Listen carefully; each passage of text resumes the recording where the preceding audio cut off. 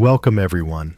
Tonight we're stepping back in time to the bustling streets of 18th century Georgian London, where the air was thick with a heady mix of ambition, grime, and something a little more intoxicating.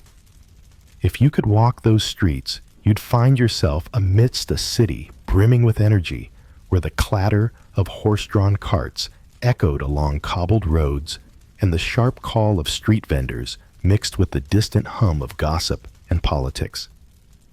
But there's another hum to consider, one that reverberated through the very heart of London, the sound of clinking glasses and the undeniable presence of gin. Yes, gin, not just a drink, but a culture, a commodity, and an obsession.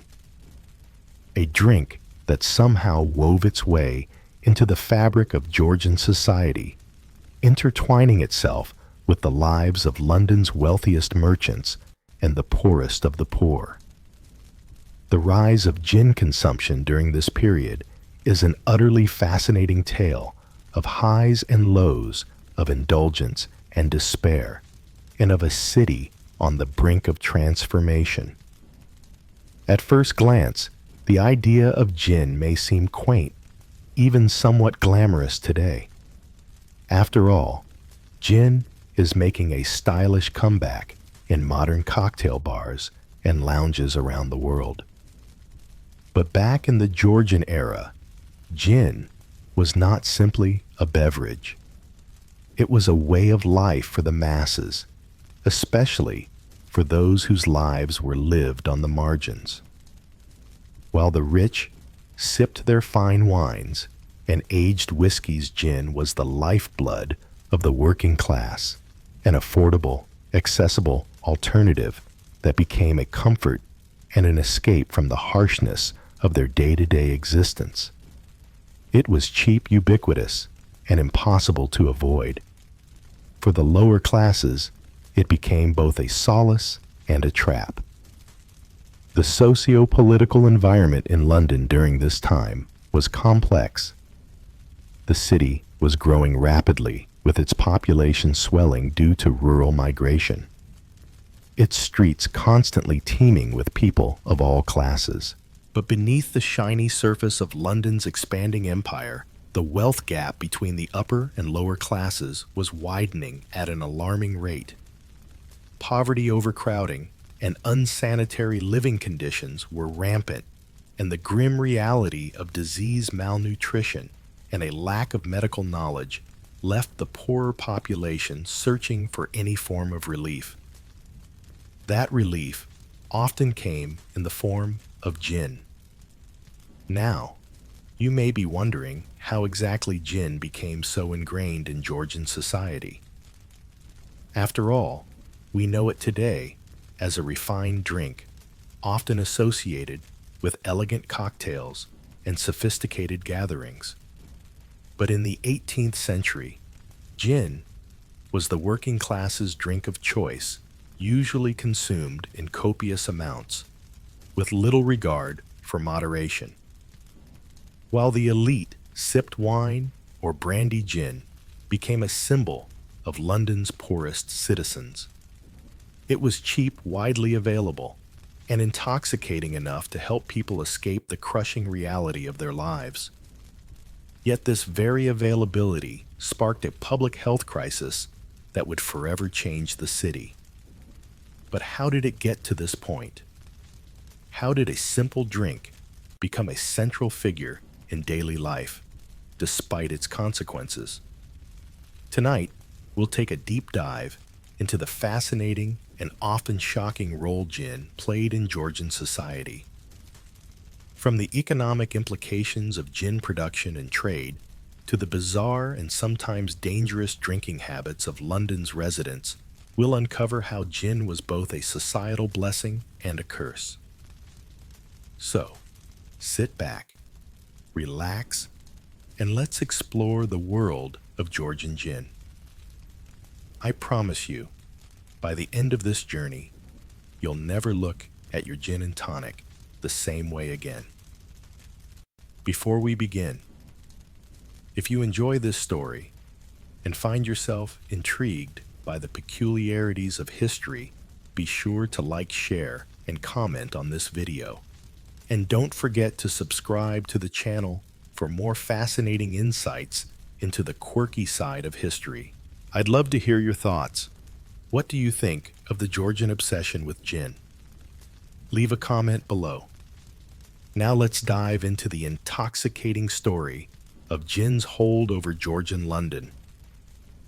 In the bustling streets of 18th century Georgian London, a time of prosperity and excess, there was one drink that seemed to dominate the city's atmosphere: gin.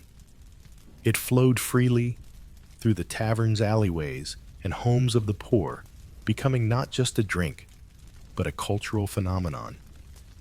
But how did gin, a spirit that was once a humble medicinal remedy, become such a powerful force in the everyday lives of Londoners? Gin first made its way into England from the Netherlands, where it was originally known as Genever. It was a drink with roots in the medicinal practices of the time, used to treat a variety of ailments like indigestion and colic. Early on, it wasn't something people drank for pleasure, but rather for its perceived health benefits. In fact, when the Dutch began producing gin in large quantities, it was marketed primarily as a health tonic. People believed that the juniper berries used in its production had curative properties, and it wasn't uncommon for it to be prescribed by doctors as a treatment for various ailments. As gin began to spread from the Netherlands into England, it took on a different role. The English adopted the drink not just as a medicinal remedy, but as something more, a source of escape from the harshness of daily life. By the early 18th century, gin had taken hold of London, becoming a favorite drink for the lower classes. In a time of overcrowded slums, disease, and poverty, gin was both cheap and effective at providing a temporary respite from the grim realities of life. Gin, however, wasn't just affordable. It was everywhere. The drink was produced cheaply and sold in large quantities, and by the mid-1700s, it was no longer confined to the upper classes or elite circles. It flooded the market, and local distillers began popping up all over the city. Unlike wine or beer, gin was affordable, and its high alcohol content made it a cheap form of intoxication for those who couldn't afford more expensive spirits. A glass of gin was often more affordable than a pint of beer, which made it incredibly accessible to the working class. For the poor, gin became a way to cope with the hardships they faced daily. London was a city of extreme contrasts, with great wealth on one side and crushing poverty on the other. The wealthier classes drank wine or ale, while gin became the drink of the masses. It wasn't just a way to numb the pain of a difficult life, it became ingrained in the social fabric. Whether it was served in taverns, on street corners, or in homes, gin was always within reach. But the surge in gin consumption didn't come without consequences. As more and more people turned to gin to escape the misery of their lives, the public began to notice a dramatic rise in public drunkenness, crime, and social disorder. Families became dependent on the drink, and even children were not immune to the effects of the gin craze. As the drinking culture expanded, so did its negative consequences. The public health crisis was compounded by the fact that gin was often mixed with cheap, harmful ingredients, making it even more dangerous for those who consumed it. Despite the growing social issues surrounding gin, its popularity only increased. The poor were often drawn to the spirit, not just for its affordability, but for its ability to bring some semblance of enjoyment to their otherwise difficult lives. But even as the authorities began to take action, imposing taxes and regulations to control the gin trade, the people continued to find ways to obtain and consume the drink. Gin became a symbol of rebellion, for many a way to resist the norms and pressures of a society that often overlooked the plight of the poor. The government's response, though, was harsh taxes were raised on gin, and in some cases, the drink was outright banned. But these actions did little to quell the desire for the cheap, powerful spirit. The gin craze, as it came to be known, was a powerful reminder of how a society's struggles could manifest in the choices its people made. Gin was not just a drink, it was a way of life for many. For the poor of Georgian London, it offered not just a brief escape, but a means of survival, a social glue that brought people together in a time of hardship. But it also became a dangerous obsession, a culture of excess that ultimately led to the rise of public health concerns, economic challenges, and even social unrest. It is a fascinating story, one that reveals the complicated relationship between alcohol and society, how a simple drink could shape a city's identity, influence its economy, and even challenge its morality. Through it all, gin remains an indelible part of London's history, a drink that served as a balm for the wounds of poverty, but also became a symbol of a larger social problem. Even as the laws changed and the drinking habits of the city began to shift, gin remained a constant, a drink that told the story of an era, of a people, and of a culture struggling to find relief in a chaotic world. Let's step back into the streets of London around the year 1700. The city, vibrant with trade and booming in wealth, was also beginning to experience a troubling shift. Picture the damp streets lined with the hustle of markets' horse-drawn carts, clattering by the sounds of city life, echoing off the walls of buildings that are centuries old. It's a place of ambition and movement, where the poor and wealthy live side by side, each in their own world, yet connected by a shared reality: gin. Now, imagine walking down a narrow street. The mist from the River Thames hangs in the air, mixing with the smoky haze of cooking fires. The wind sweeps through the alleys, cold against your face. You pass by a tavern, the kind that always seems to have a steady flow of people in and out. Inside, it's warm. You hear laughter and the clink of mugs. The drink of the day, the drink of choice, is gin. Gin.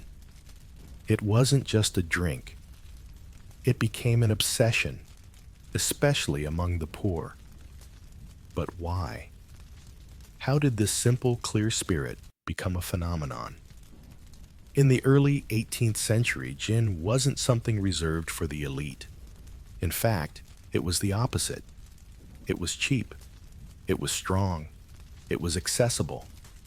Gin became the drink of the working class because it was affordable. You didn't need to be wealthy to get your hands on a bottle. Unlike wine or beer, which were expensive and hard to come by, for many people, gin was everywhere. Taverns popped up on every corner. It was sold in large quantities, and it was available for just a few pennies. For the struggling poor, gin was a quick escape from the harshness of life, a way to numb the pain of daily survival. The city was crowded. The slums, particularly places like St. Giles, were filled with people packed into houses that barely had room to breathe. The streets were filthy, and public sanitation was virtually non-existent. Disease was rampant. Typhoid, smallpox, and dysentery were part of everyday life. The poor had no access to clean water, and their only relief came from what little alcohol they could afford. That's where gin came in. It's easy to picture the scene, people stumbling out of taverns, faces flushed with the warmth of alcohol, the smell of gin hanging in the air. For the wealthy, gin was a luxury drink.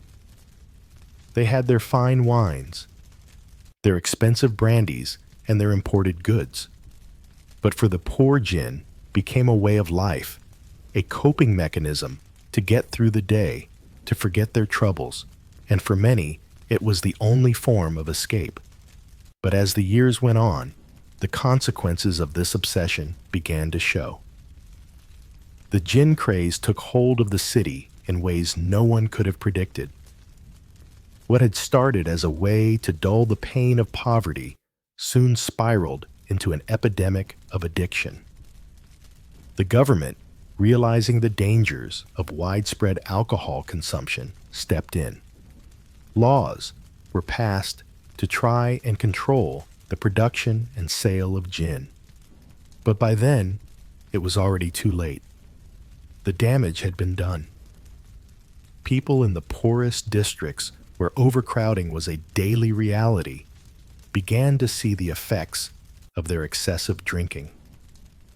The streets were filled with the stench of alcohol, and the cost of gin consumption became apparent in the form of disease death and social decay. Families fell apart. The elderly were left to fend for themselves, and children were neglected. The gin epidemic left a mark on London, one that would take years to heal. This wasn't just about the drink itself, it was about survival. Gin wasn't just an escape, it was a way to deal with a life that felt impossible to live. And for many, it was the only way to cope. The social impact of gin's rise in popularity was far-reaching. The more people drank, the more the city seemed to slip into chaos. The effects of the gin craze weren't just about drunkenness and addiction. They were about a city's struggle to maintain order in a time when nothing seemed stable. A city that was trying to come to terms with a massive divide between the rich and the poor. A city where survival meant more than just living it, meant finding a way to navigate a world that was slowly but surely losing its grip. As gin continued to flow, the wealthy grew concerned. They fled the city, leaving the poor to face the consequences of their actions. And with the departure of the aristocracy, the power shifted. It wasn't just the gin that was taking hold. It was the disease, the poverty, and the inequality that came with it. The rich could escape. The poor couldn't. But amidst the devastation, something changed.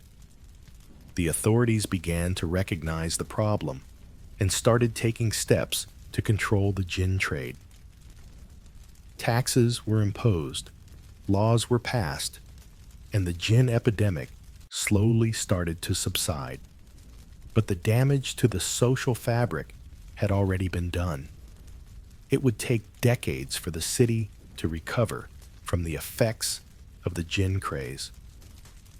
So, as we look back on the gin craze in Georgian London, it's easy to see how one drink, one obsession could change the course of a city's history. Gin wasn't just a drink. It was a symbol of survival, of desperation, and of a city struggling to hold itself together. In the depths of Georgian London, the working class lived in a world that most could barely endure. The city teemed with energy, yet its streets were thick with the weight of hardship. Picture it, narrow cobbled alleys filled with the smells of fresh bread, horse manure, and the occasional waft of smoke from nearby chimneys. The air always seemed to hum with the noise of the city, carriages clattering along the roads, street vendors shouting their wares, children laughing, and the occasional cry of a rat scurrying through the filth. Amidst all this noise, A quieter, more desperate hum echoed through the working-class districts, the cry of the weary, the overworked, and those seeking a temporary escape from their daily struggles. Gin. It wasn't just a drink. It was the escape, the momentary relief from the overwhelming burden of life. For many in London's poorest neighborhoods, gin became something far more significant than just alcohol. It became a means of survival. In a city where the working class was often trapped in overcrowded homes, earning just enough to feed their families, gin provided them with something they didn't have much of respite. The taverns that lined the streets of districts like St. Giles and Fleet Street became the sanctuaries for many who could afford little else. The working class families crammed into tiny, squalid rooms where privacy was a rare luxury, and the air was thick with the stench of unwashed bodies and cooking fires. These families struggled with poverty, overcrowding, and a constant uncertainty about where their next meal would come from. Yet despite these hardships, there was one thing that provided relief: the price of gin. At the tavern, the price of a drink was so low that even the poorest could afford it. A few pennies could buy a drink of gin strong enough to dull the sharp edges of reality, if only for a few fleeting moments. The drink was cheap, readily available, and widespread across London. While the rich could retreat to their luxurious estates with grand parties and sumptuous feasts, the poor had only the tavern. And inside those small, dimly lit rooms, gin flowed freely, offering a temporary escape from their dreary existence. Another gin lad, one man might say, leaning heavily against the bar. His face was tired, lined with the years of hard labor. His hands, calloused and rough from work, grasped the mug tightly as if it were the only thing that could keep him steady. The bartender, an old man with weary eyes and a slight smile, would nod and fill the glass. "To survive another day, eh?" the bartender might say, offering a knowing look.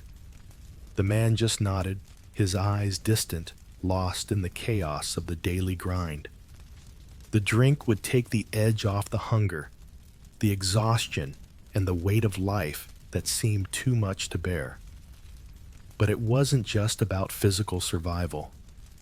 Gin offered something more: intangible relief from the mental and emotional weight of poverty.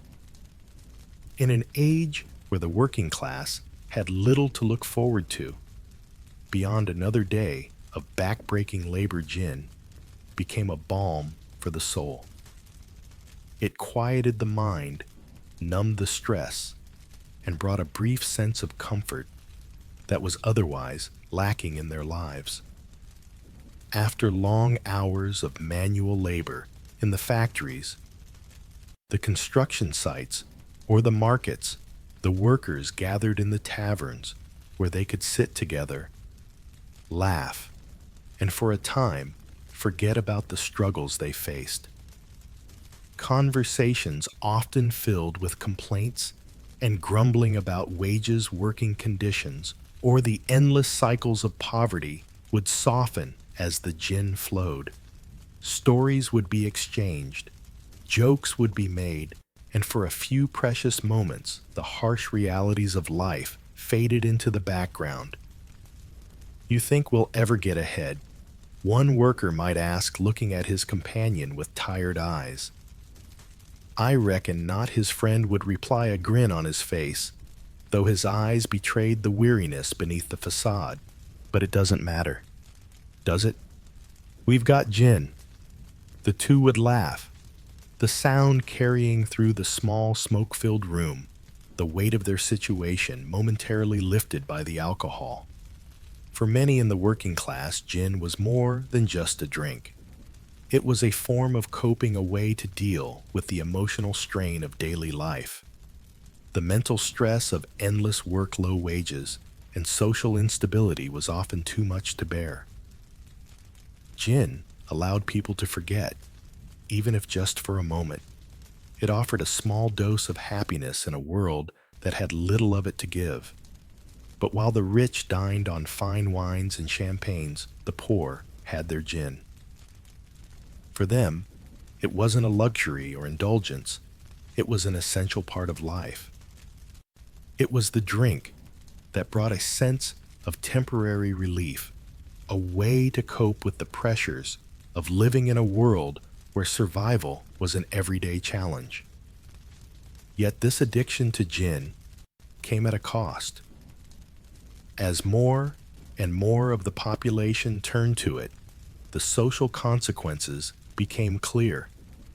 The streets, already filthy and overcrowded, became even more dangerous as the effects of excessive drinking took hold.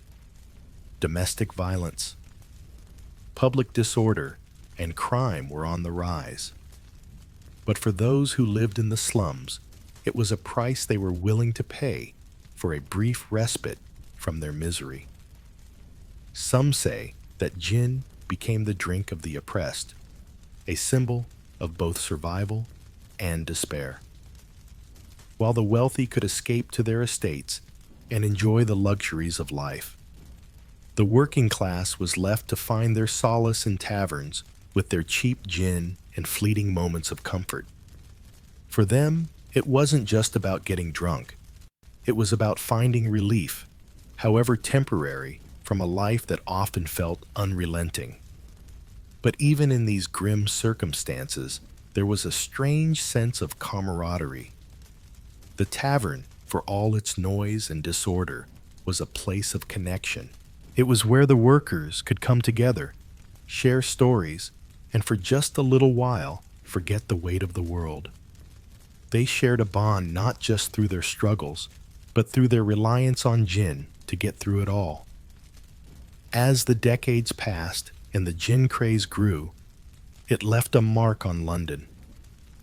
The effects were felt in every corner of the city, from the slums to the grand estates. But for the working class, gin was more than just a drink. It was a way of life, a way to survive, and a way to momentarily escape the crushing weight of reality. And though the city would eventually find ways to regulate its use, the impact of the gin craze would linger long after the last glass had been poured. For those who lived through it, gin was more than just alcohol. It was a lifeline. And as the people of Georgian London continued to face the hardships of life, they could always count on one thing: gin would be there, ready to offer them a brief escape, and in its own strange way, a sense of relief. The streets of Georgian London were teeming with life.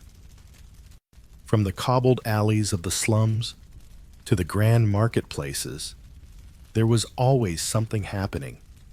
It was a city of contrasts, the aristocrats and the working poor, living side by side, yet worlds apart. Among the narrow, crowded streets of the working-class districts, where the air was thick with the smells of smoke food and the unwashed masses, one thing became the constant in daily life: gin. Gin was not just a drink for the poor. It became their solace, their escape, their way of surviving the grind of everyday life. And it was in the rise of the gin house, the specialized tavern dedicated to the consumption of this cheap, potent spirit, where this transformation truly took root. Gin houses were born out of the desperation that came with the rapid urbanization of London. The working class, often living in overcrowded and unsanitary conditions, found solace in these establishments. The public houses that served gin weren't simply places to drink. They were centers of social life where men and women gathered to forget the hardships of the day, to laugh and to cry, to share stories, and to escape reality. "You heard about Tom's new drink?" one man asked, leaning over the counter of a bustling gin house in the heart of St. Giles. His voice was hushed, but the excitement in his eyes was palpable. Not the usual stuff, the new gin from across the river. They say it'll knock your socks off. His companion nodded eagerly, his hand resting on a half-empty glass. I heard, it's all anyone's talking about. I'll take another round and don't be shy with the pour. These gin houses quickly became hubs for the community, though not always in the healthiest of ways. The smell of the gin mingled with the clamor of voices, the clinking of coins, and the shuffle of cards being dealt. For a few pennies, you could drink away your troubles. For many of London's working poor, a visit to the gin house was a small luxury they could afford. Here, there was no need for fancy attire or pretensions. No one cared about your social status, only that you were a paying customer who needed a drink. But it wasn't just the gin that made these places attractive. It was the atmosphere they fostered. It was where stories were swapped, where deals were struck, and where life could momentarily feel like it had some meaning beyond the never-ending struggle for survival. In these spaces, gin became more than a drink. It became a form of community. It was a unifying force bringing together people from all walks of life, united by their need to escape. Men who labored in factories, women who worked tirelessly in kitchens, and young apprentices all found themselves seeking refuge in the warm glow of the gin house. They could leave behind the mud-caked streets and the constant hum of the city, if only for a few hours. I don't know about you, one woman remarked to her friend as they sat by the hearth, their glasses filled with the cheap, potent liquor. But this gin, it's all that keeps me from falling apart. After a long day of scrubbing floors and tending to the master's meals, I can't say no to another drink. Her friend smiled knowingly. It's the only thing that helps, isn't it? The work never stops, and neither do the kids. At least here we can forget. But the appeal of the gin house wasn't just in its ability to soothe the soul. It also catered to another darker side of the human condition. For many, these establishments became places of addiction. The poor were often trapped in a cycle they couldn't escape: work, drink, and work again. The very thing that was meant to ease their burdens was now a tool of escapism that made their struggles even harder to break free from. The gin house was an unregulated, chaotic world of its own. It was not bound by any formal rules or oversight. While the rich could retreat to their private gardens and salons, the poor had only the gin house to turn to. It was a place where social norms were thrown out the window, where even the most down and out could feel like they belonged, if only for a night. One more mate. A man slurred his fingers, trembling as he reached for his glass. The room spun around him, but the warm fire in the corner and the familiar faces brought him comfort. It's a long week. I deserve it. The barkeep glanced at him with a weary expression, but said nothing, pouring him another drink. There was no judgment here. Everyone was in the same boat after all. The only rule was to keep paying, to keep drinking, and to keep coming back. However, it wasn't just the endless stream of gin that defined the gin house. It was also the impact it had on the community's health. The cheapness of gin made it accessible to even the poorest, and the more it was consumed, the more its consequences piled up. Alcoholism became rampant, and the health of the workers began to deteriorate. Diseases spread like wildfire, especially in the overcrowded districts, and the gin houses did little to help prevent it. In fact, the sheer volume of gin consumption became a social issue in itself. Doctors, political leaders, and reformers began to raise alarms about the gin craze, warning of the social and economic toll it would take on London's poorest. Yet despite these warnings, the gin houses continued to flourish. The government's response was slow, and when it did come, it was often ineffective. Taxation was introduced to curb the production of gin, but the damage was already done. "They've started taxing it now," a man said bitterly as he sipped his drink one evening in a smoky gin house. "As if that will stop us. They can't see what's really happening.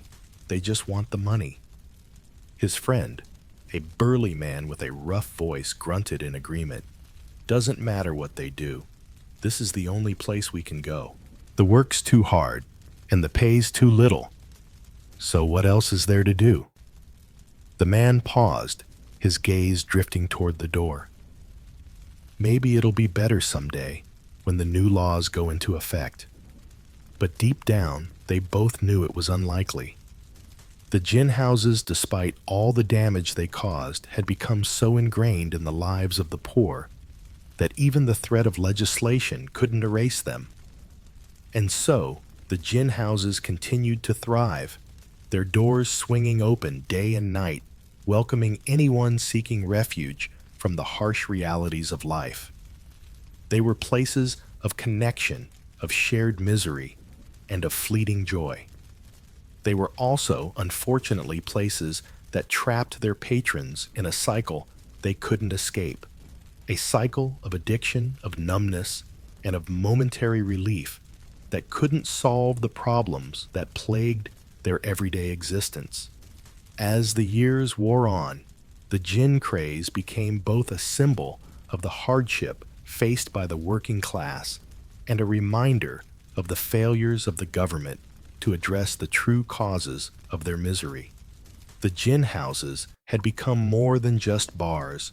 They had become a defining feature of Georgian London, a place where the rich and poor alike could drink away their troubles, even if only for a little while.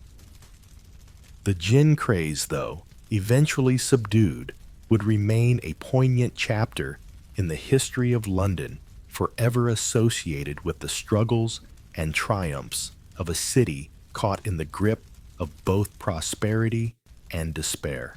The sound of bustling streets filled the air, the clatter of horse-drawn carriages, the chatter of street vendors, and the loud conversations of tavern patrons.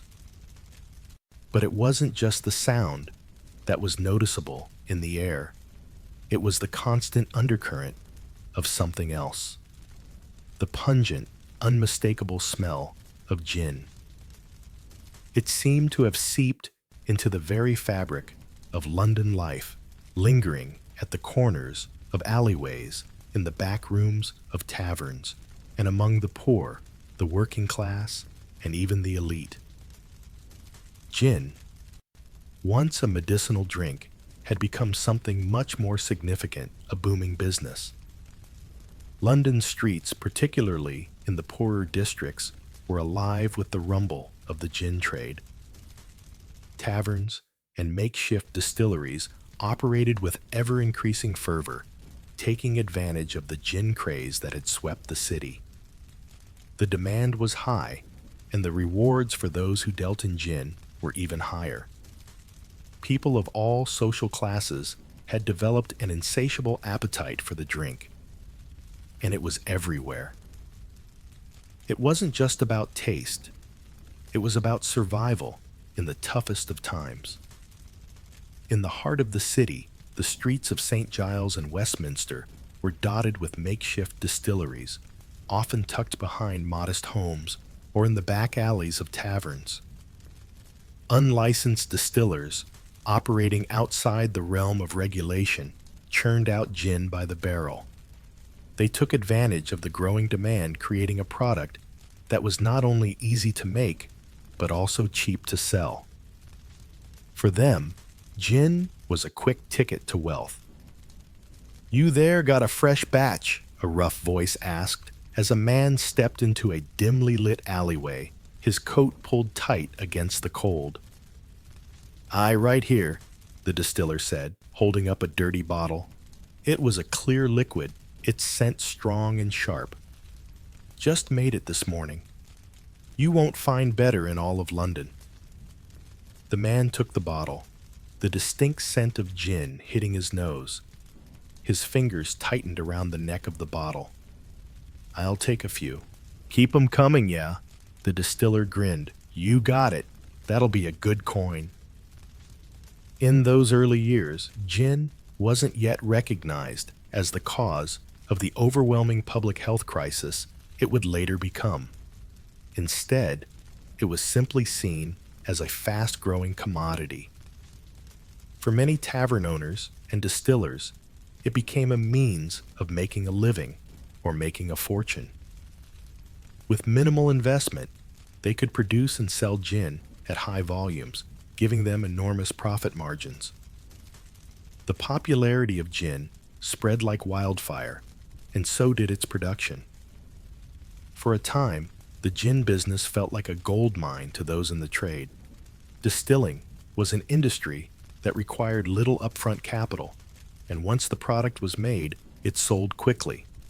It didn't matter that the gin itself wasn't regulated, nor did it matter that it wasn't always produced with the highest standards of cleanliness. What mattered was the demand and the money that came with it. Tavern owners were among the most successful in the business. They bought gin by the cask, keeping it in stock for eager customers who could barely afford a decent meal, but could scrape together a few pennies for a drink. The low price of gin made it particularly attractive to the working class. After a long day of exhausting labor, the working men and women of London sought refuge in the gin houses where they could drink away their troubles and forget the grind of life, if only for a few hours. "I can't make it through the week without a few rounds," one man, a factory worker, said as he sat at a tavern staring into his glass. No work, no money, just the drink. His friend sitting beside him nodded. "It's cheap, and it's easy. A sip here and there helps get by." The taverns became community hubs where people could talk, laugh, and drown their sorrows. The gin trade fueled a new kind of social life for the working class, who found in it a brief escape from the harsh realities they faced every day. And the more people drank, the more money the tavern owners made, feeding into the endless cycle. The economic impact of gin wasn't limited to the small, unlicensed distillers or the tavern owners. It reached into every corner of London's economy. Small businesses and artisans who produced the necessary tools for distillation, wooden barrels, glass bottles, and corks, benefited as well. The demand for gin created a whole sub-economy, and for some, it meant greater financial stability. However, it also created problems. In the 1700s, London faced a public health crisis, but the city's booming gin industry was growing faster than any effort to regulate it. Look at the money coming in, a tavern owner boasted, rubbing his hands together as he counted coins. "Gin's all anyone drinks. It's all we need to keep things running smoothly." But for many, the prosperity came at a cost. The unregulated gin industry didn't just drive commerce, it fueled addiction, poverty, and illness. As gin consumption spread, so did its consequences. The working poor, who had once found temporary relief in the drink, were now trapped in cycles of addiction. Diseases, including cholera, dysentery, and tuberculosis, spread more rapidly in the overcrowded districts, further exacerbated by the consumption of cheap alcohol. The gin houses, which had once been a refuge, became a breeding ground for misery and despair. Despite the mounting consequences, the gin industry continued to thrive.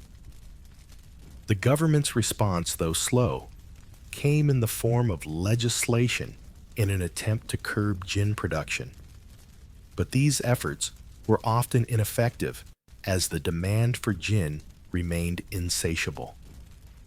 For the poorer districts of London, gin had become more than just a drink. It was a way of life. The taverns and makeshift distilleries operated on the margins of the law, creating a kind of underground economy that was difficult to control. And for many, the economic rewards were too tempting to resist. In the end, the gin trade in London was both a symbol of the city's economic resilience and a warning of the dangers of unchecked commerce. Gin was a drink that provided both temporary relief and long-term destruction. For a time, it was the lifeblood of a city caught between prosperity and despair. And so the gin craze continued, leaving behind a complicated legacy, one that changed the course of London's history and left an indelible mark on the lives of its people. The gin trade had created an economic boom, but it had also planted the seeds for the public health disaster that would eventually demand the city's attention. And through it all, gin remained a fixture in London's identity, as much a part of its history as the great buildings and the wealthy merchants who once lived within them. As the warm glow of gin houses spread throughout London, so too did the dark undercurrent that would soon take hold of the city. The streets, once bustling with optimism and industry, began to show signs of a deepening malaise. The very thing that had lifted spirits and offered a brief escape from the hardships of daily life now started to tear at the fabric of society. While gin may have brought fleeting relief, the consequences of its overconsumption would soon cast a shadow over the working class, leaving lasting marks on both health and society. The first signs of trouble appeared in the form of health issues that could no longer be ignored.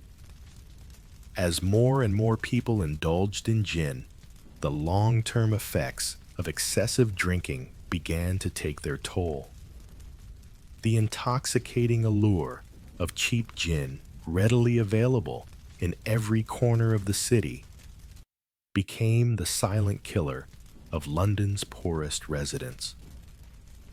"I can't feel my legs anymore," one man mumbled to his friend as they staggered out of a tavern. "Liver's given up on me. Don't know how long I'll last." The man's friend, equally slumped over, nodded grimly. "Ain't nothing we can do. One more drink, that's all we got. At least it helps me forget. I ain't had a good meal in weeks." Gin, in its most basic form, was nothing more than a spirit, unadulterated and crude, the perfect concoction to dull the endless suffering of a life defined by poverty and struggle. Yet in excess, it slowly started to destroy those who depended on it the most. Liver damage became rampant, and the symptoms were easy to spot. Skin turned yellow, bellies swelled painfully, and once strong bodies wasted away. The liver, the organ responsible for filtering toxins from the body, simply could not keep up with the constant onslaught of alcohol. People died slowly, their bodies collapsing under the weight of their own addictions. But it wasn't just the liver that was under siege. Mental health, too, began to deteriorate. For the poor, living in overcrowded, damp conditions, gin offered a temporary escape from the grim reality of their surroundings. However, this escape came at a high price. As addiction set and mental clarity blurred, people stumbled through their daily lives, their thoughts clouded by the constant fog of intoxication. Families fell apart as fathers and sons, mothers and daughters gave in to the numbing effects of gin. Domestic violence, already an issue in impoverished communities, surged as emotions became twisted and volatile. "Have you seen Jem?" a woman asked her neighbor, wringing her hands in the narrow alley behind her home. "He doesn't come home no more. Gone to the gin house again, he says. I reckon that's all he'll ever do." Her neighbor shook her head. "Aye, it's the same story every night, ain't it? Comes home drunk, belligerent. Ain't no work, ain't no hope. Just the drink. You can see it in 'em. Hollow eyes, skin gone pale. They don't have the will to change anymore." It wasn't just the individuals who were suffering in silence. Entire families were being destroyed, left to navigate their lives amid the wreckage left behind by addiction. Children neglected and left to fend for themselves were often forced into the streets. The social infrastructure that had once kept communities strong was now falling apart under the weight of alcohol-induced despair.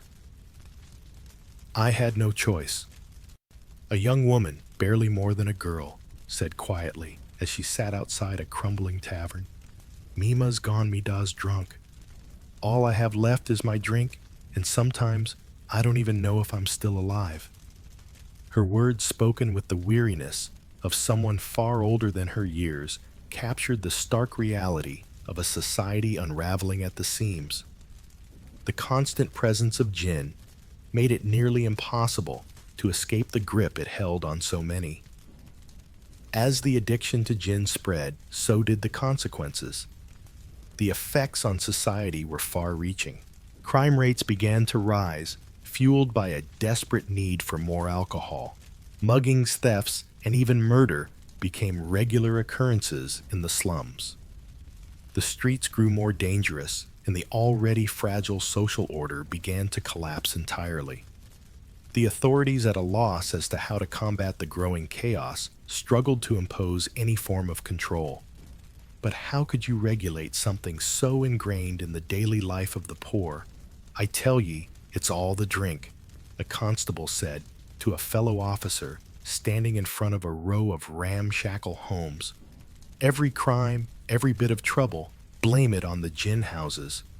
People can't hold their tongues or their fists when they've had a drop. If we don't act soon, it'll be a riot in these streets." But it wasn't just the crime that was escalating. The very foundation of family life was being shaken. In the homes where fathers once provided for their families, now mothers were left to pick up the pieces, trying to salvage what was left after the drink had drained the life from their loved ones. "I don't know how much longer I can do it," a woman confided in her neighbor one morning, her face drawn with exhaustion. "He's gone again. The rent's due, and he's in the gin house. Where's the money for the children's food going to come from?" The neighbor herself, struggling, could only offer a tired nod. "I know, love. It's hard for us all. We all turn to it, to forget. But it just gets worse, doesn't it?" As the gin craze deepened, it wasn't just individuals and families who suffered. The entire community was falling into disarray.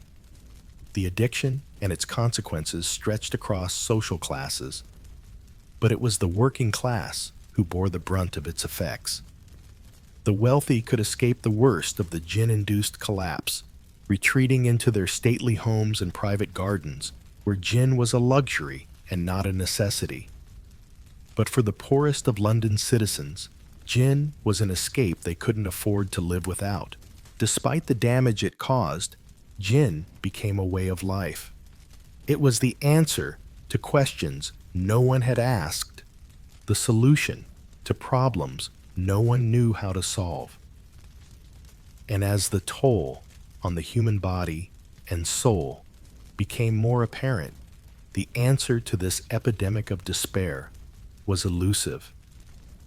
Gin, once a simple indulgence, had become a deadly obsession, a poison that not only infected the people of London, but also the heart of the city itself. The government's attempt to curb the gin craze in Georgian London came in 1736 when Parliament passed the infamous Gin Act. It was an attempt to rein in the widespread consumption of gin, which had become a dangerous addiction that gripped the city, particularly among the poor.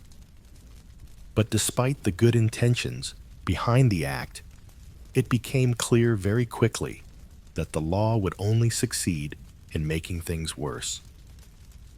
Before the act, gin had become ubiquitous in London, a cheap, easily accessible way for the working class to escape their harsh realities.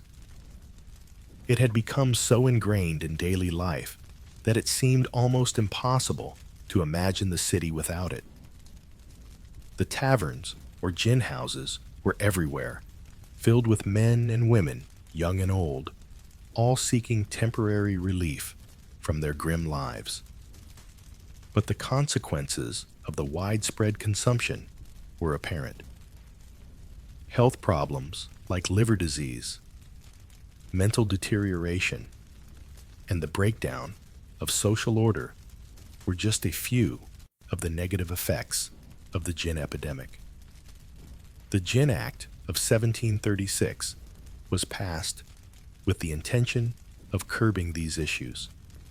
The law imposed a hefty tax on both gin sales and distillers, hoping to drive up the price and reduce the availability of the spirit.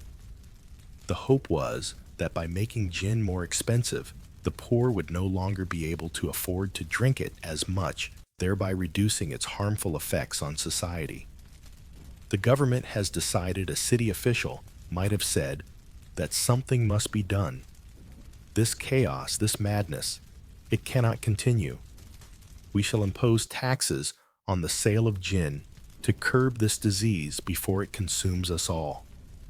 The Gin Act was seen by many as a direct response to the rising social unrest caused by gin consumption. Authorities believed that by making it more difficult to acquire, they would be able to halt the downward spiral of addiction that was spiraling out of control. It wasn't just the public health crisis at stake. It was also a matter of maintaining the social fabric of London, which was beginning to fray under the weight of poverty, addiction, and crime. But the law faced immediate resistance. The poor, those who had been hit hardest by the effects of gin addiction, did not have the luxury of simply ceasing consumption. They had no other affordable outlet for their misery, and the idea that their drink would now be even more difficult to access was met with anger. The new tax meant that only the wealthiest could afford to continue drinking gin legally, while the poorer classes were left to find other means of getting their hands on the spirit. I'll not pay that. They can tax the gin all they want, but I'll not be stopped. One poor man might have declared as he walked into a local tavern where the price of gin had skyrocketed with the new tax. I know where to find it, and I know who'll sell it cheap. The result was an explosion of illicit gin production. With the price of legally sold gin now so high, people began to turn to unlicensed distillers who produced gin on the black market. This new illegal gin became a cheap alternative, and its consumption increased dramatically. The government had hoped that the Gin Act would limit consumption, but instead, it only made the black market thrive. "Don't worry about the price, mate," a distiller might have said as he slid a bottle of gin across a dingy wooden counter. "I'll sell you a pint of the best for half the price they want in the market." Same drink, no tax. And so the Gin Act failed in its mission. Rather than curbing the addiction, it simply forced it underground. The black market flourished, and the authorities were unable to stop it. Illicit distillers produced gin that was often poorly made and dangerous, sometimes mixing it with toxic substances to increase its potency.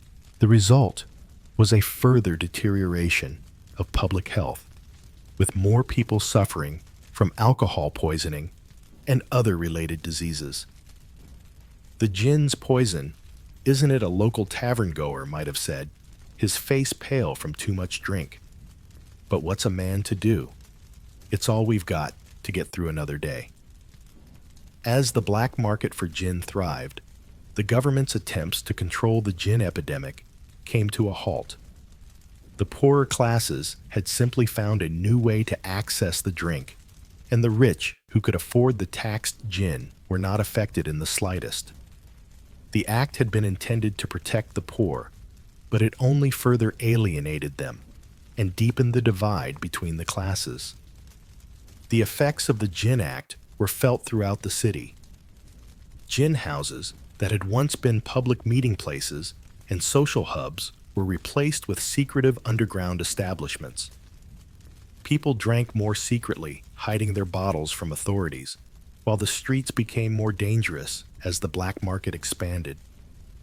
The once thriving gin trade that had supported so many now turned into a silent, shameful undercurrent of the city's economy.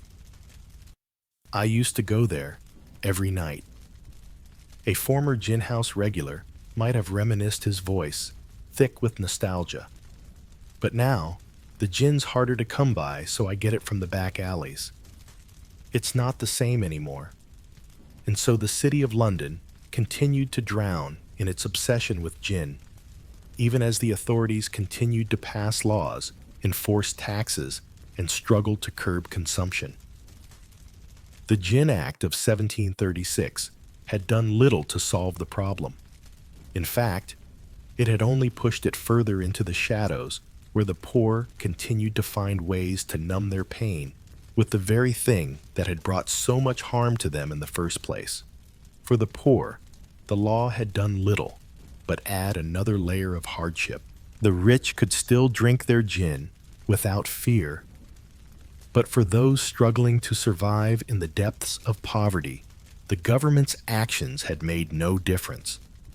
Gin, it seemed, was too deeply embedded in the lives of London's poorest residents to be easily removed, and the cycle of addiction and despair continued.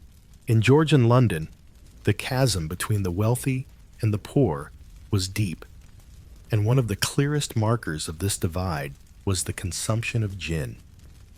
The rich could sip on imported wines, brandy, and other high-status drinks, their palates well pleased by the finer tastes that came with wealth. Meanwhile, gin, with its fiery potency and reputation as a poor man's drink, became synonymous with the lower classes. But there was something more insidious at play. Gin wasn't just a beverage. It was a symbol of societal stratification, a reminder of the dire circumstances that the poor lived in. The wealthy saw gin consumption as a sign of moral degradation. To them, it wasn't just about taste or preference. It was about class. The upper class would gather in their luxurious drawing rooms, elegantly dressed in fine silks and satins, sipping their expensive wines and carefully crafted cocktails. In contrast, the poor, the laborers, and those living on the fringes of society found solace in the cheap, overpowering burn of gin. The gin houses with their open doors were often dark and grimy, filled with the desperate, the broken, and the disillusioned. Yet it wasn't just the setting of these places that troubled the upper class. It was what gin represented: poverty, despair, and a loss of control. In the grand ballrooms of the aristocracy, gin was seen as something crude, unsophisticated. One cannot be seen drinking such a vulgar thing. A wealthy socialite might have whispered, her nose wrinkling at the very thought. It's for those wretched souls, those low-born folk who've nothing better to do than drown their misery. For them, It wasn't about the alcohol itself. It was about maintaining an image of propriety and respectability. To consume gin was to lower oneself to the level of the working poor, a group who in their eyes lacked the refinement and taste that the aristocracy prided itself on. The gin craze had swept through the poor neighborhoods of London like wildfire, and with it, a steady stream of moral outrage from the wealthy. The elites blamed gin for the rise in crime and the worsening of public health issues, particularly in the slums. The poor, they believed, were not only drinking themselves into oblivion, but were also contributing to the collapse of social order. "It's the gin that's ruining everything," a well-to-do merchant might have said, standing in a finely appointed drawing room, surveying the destruction around him. How can they possibly expect to improve their condition when all they do is drink and fight in the streets?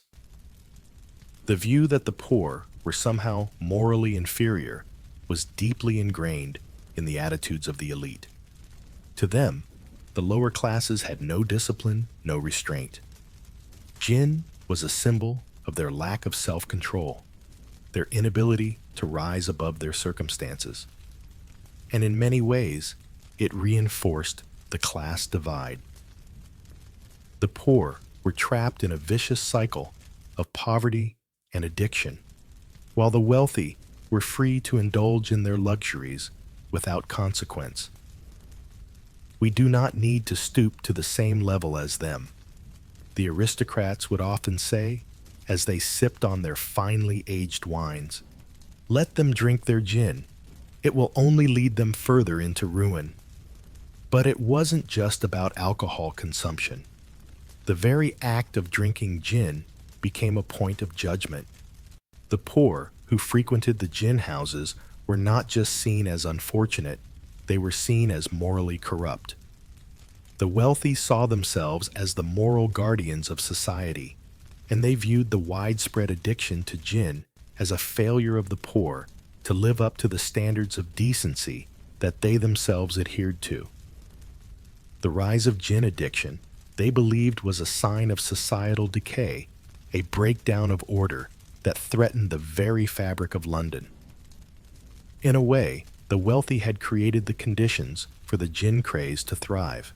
By maintaining a system that kept the poor in abject poverty, they had inadvertently given rise to a society where drinking gin became a form of escape. What else do they have? A member of the gentry might have asked, shaking their head. They have nothing, no prospects, no future. Of course they drink. What else is there for them? And yet, despite the moral outrage from the upper class, the reality was that the gin craze was not just a symptom of poverty, it was a reflection of the failures of the society that allowed such disparity to exist. The working class turned to gin as a means of survival, a way to forget the crushing weight of their daily lives. The aristocracy, on the other hand, viewed their gin-drinking neighbors with disdain, even as they turned a blind eye to the factors that had driven the poor to drink in the first place. "The gin is a curse," one wealthy man might have said as he looked down at the crowds of poor drinking and fighting in the streets. "And it is the poor who are to blame. They have brought this upon themselves." Yet even as he spoke, he would retreat to his mansion, where he would indulge in the finest wines and spirits untouched by the struggles of the lower class. The irony was not lost on many. The wealthy blamed the poor for their own misery, but they were complicit in the very system that perpetuated it. Gin, in this sense, was more than just a drink. It was a symbol of the stark and painful class divide that defined Georgian London.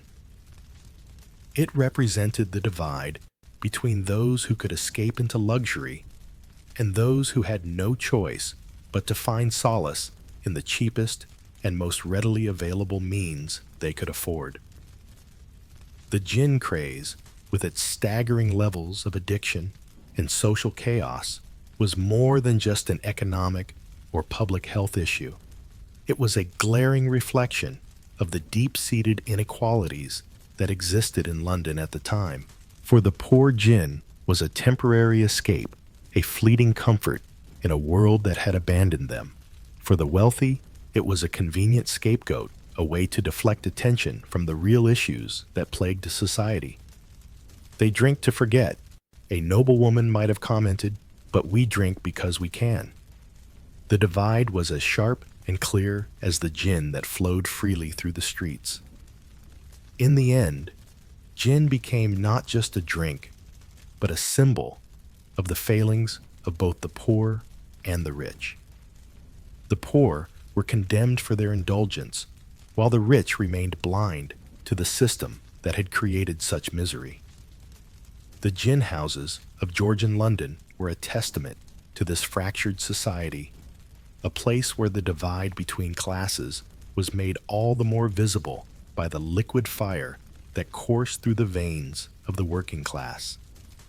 And in this gin became something more than just a drink. It became a symbol of a deeper, more troubling societal issue. In the heart of Georgian London, gin wasn't just a drink. It was a force that seemed to permeate every corner of society, especially the poorer districts where its influence was most keenly felt. But gin's impact was not only felt in the numbness it offered to the tired, downtrodden souls of the working class.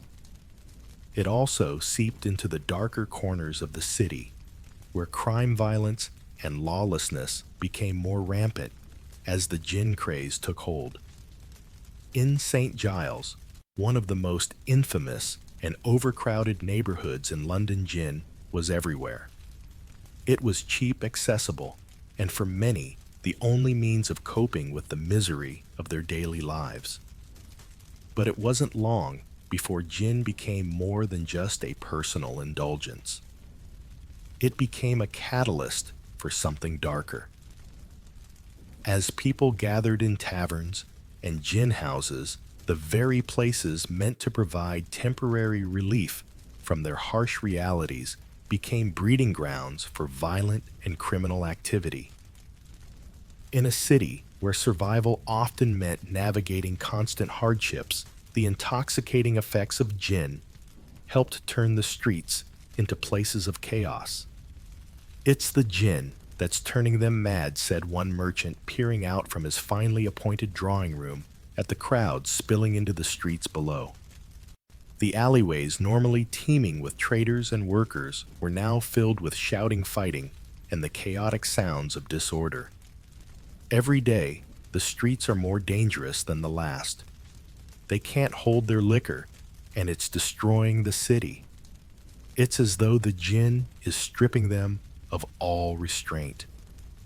What he and many others didn't realize was just how deeply gin had penetrated the fabric of lower-class life. In the overcrowded tenements of St. Giles, where families were crammed into tiny, unsanitary rooms with little hope for improvement, gin was the escape. And the more people drank, the more difficult it became to control the violence that followed. Crime rates skyrocketed, particularly violent crimes, as people, blinded by their drunken stupor, acted on their basest impulses. In the gin houses, disputes over debts, personal grievances, and minor slights would escalate into fistfights, brawls, and worse. It wasn't uncommon for a simple argument to turn deadly after a few too many drinks. A man might find himself stabbed in a fit of rage, or a woman might be beaten in a fit of jealousy or drunken misunderstanding. The police, already stretched thin, were often unable to control the mayhem. A sense of lawlessness settled over the city, and those living in the poorest quarters knew that survival often meant navigating this dangerous, unpredictable world of crime. "Did you hear what happened at the corner of Holborn last night?" one woman whispered to her neighbor, both of them keeping a wary eye on the streets. A man was found beaten to death, his pockets emptied. They say he'd been at the gin house all evening. They all knew him there, so it's not surprising. What do you expect? A few pence to keep them drinking all night, and what do you get? A murder before dawn.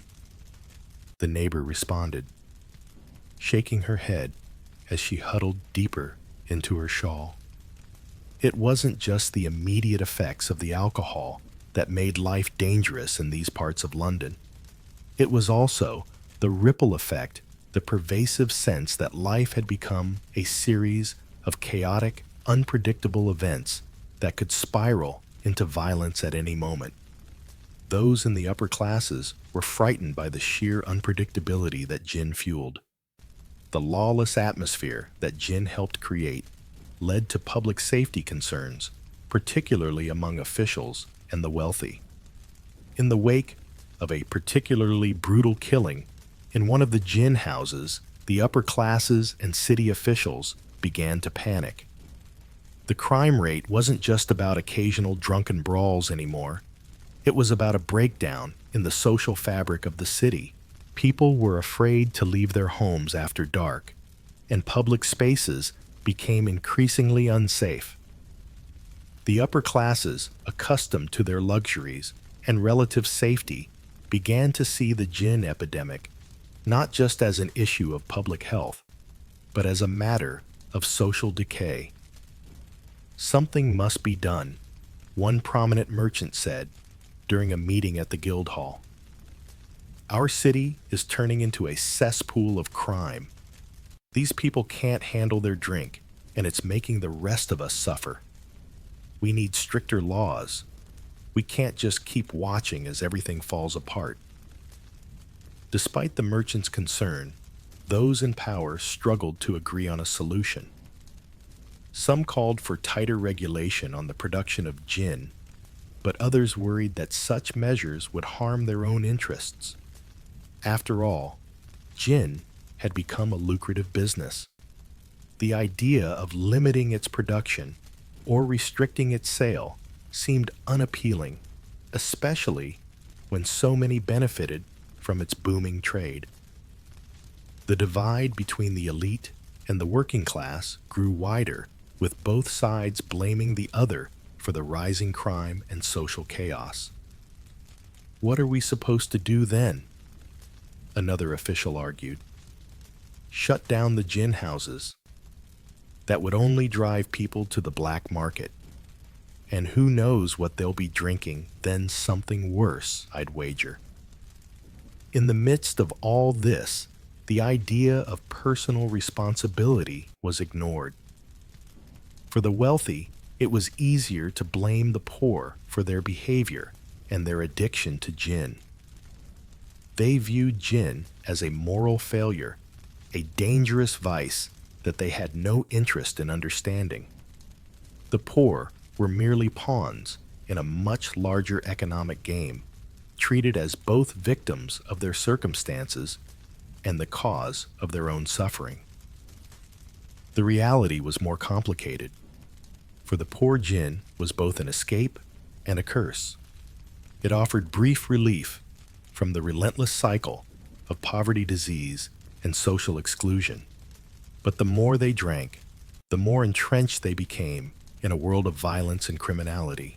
The cycle was self-perpetuating, and no amount of moralizing or blaming could change the fact that the poor were trapped in a vicious loop. Maybe we should all have a drink and forget about it, a man once said after a particularly grueling day in one of the gin houses as he wiped the sweat from his brow. The others in the group nodded in agreement, and soon they were all lost in the warm, burning embrace of gin.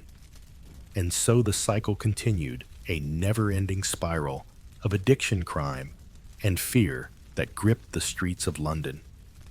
Gin, for all its cheapness and accessibility, had become a weapon of destruction.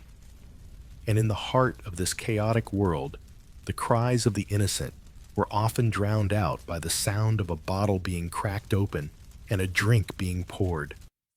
For those in power, the solution seemed simple: regulate the production of gin and enforce the laws more strictly. But for those who lived in the heart of the chaos, the question remained: how could they ever escape the grip of gin when it was all they had to hold on to? The social stigma surrounding gin drinkers in Georgian London was as pervasive and bitter as the drink itself. Gin, once a staple of the working class, became a symbol of moral decay and societal failure in the eyes of the privileged. It wasn't just an indulgence or a habit. It was viewed as a blight, a mark of the lower classes who lacked the self-control, discipline, and virtue to resist its allure. The moral panic surrounding gin became an essential part of the societal landscape, its repercussions echoing through the streets of London. The once harmless bottle of gin was now seen as something much more sinister. Those who drank it were not just indulging in alcohol, they were, in the eyes of many, indulging in their own failure to maintain discipline over their lives.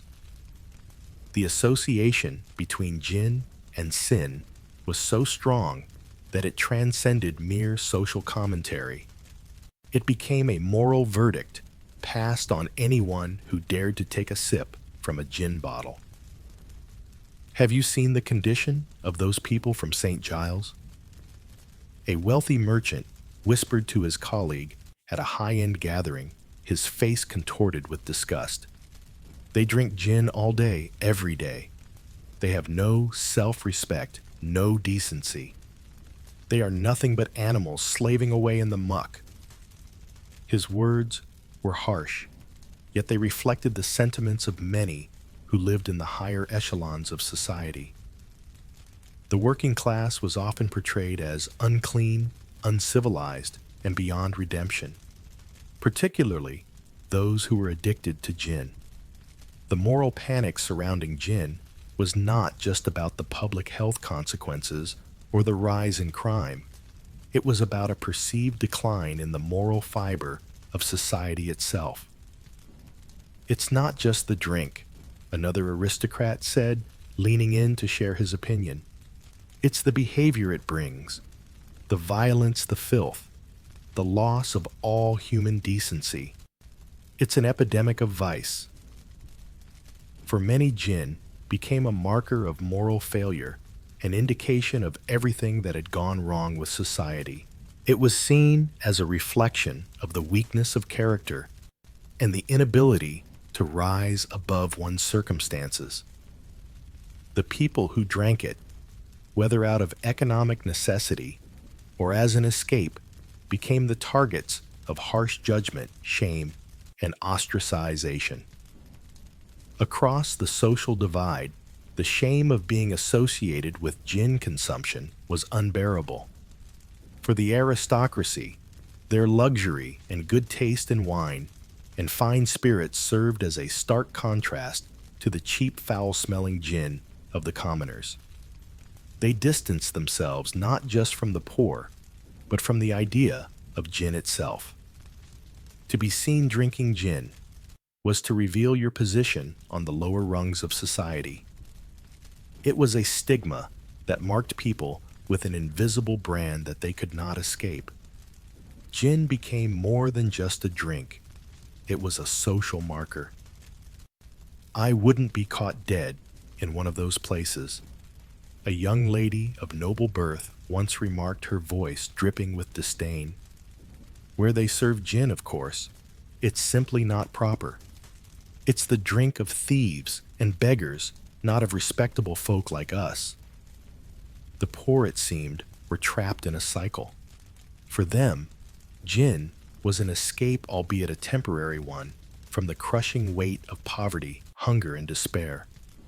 But once they drank it, they were branded by society. In the eyes of the wealthy, they were no longer human beings struggling to survive. They were simply addicts, degenerates with no control over their own lives. The judgment was so harsh that even those who may have tried to rise above their circumstances were often dragged down by the stigma of their association with the drink. And yet, there was an undeniable truth beneath this judgment. Gin, while serving as a coping mechanism for many, was also deeply connected to the culture of poverty in London. It was cheap, easily accessible, and its addictive qualities made it hard to resist. For the working-class families living in cramped, overcrowded conditions, gin was a brief respite from the harshness of life. But once the drink took hold, it became more than just a vice. It became their identity. They were defined by their addiction, and society's judgment of them only reinforced the cycle. "Are you going to go down to the gin house tonight?" a man asked his friend, his voice low and tentative. "I'm always there. What else is there to do?" the other man replied with a shrug, staring down at the empty glass in his hand. It wasn't just the people who consumed gin who suffered from the stigma. The gin houses themselves became sites of moral panic. These establishments, often overcrowded and chaotic, were viewed as the breeding grounds for vice and corruption. Lawlessness ruled the streets surrounding the gin houses, with fights breaking out regularly and crime becoming rampant. For the wealthy, this was not only a problem of public health, it was a reflection of the degradation of society. The people who ran the gin houses were often seen as exploiting the lower classes, feeding their addiction for profit. For them, the gin trade was a business, a lucrative one. They didn't care about the consequences of their actions. They only cared about the money rolling in from the poor, desperate souls who walk through their doors every day. "All we do is keep them coming back," said one tavern owner, wiping the sweat from his brow. "They drink, they pay, and we keep them coming. It's a cycle, no different from any other business." In truth, it wasn't just the working-class drinkers who suffered the consequences of gin.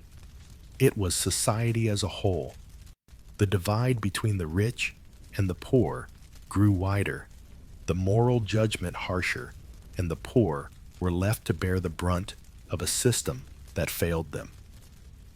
Gin was a means of survival for the poor, but it was also a tool of division and control.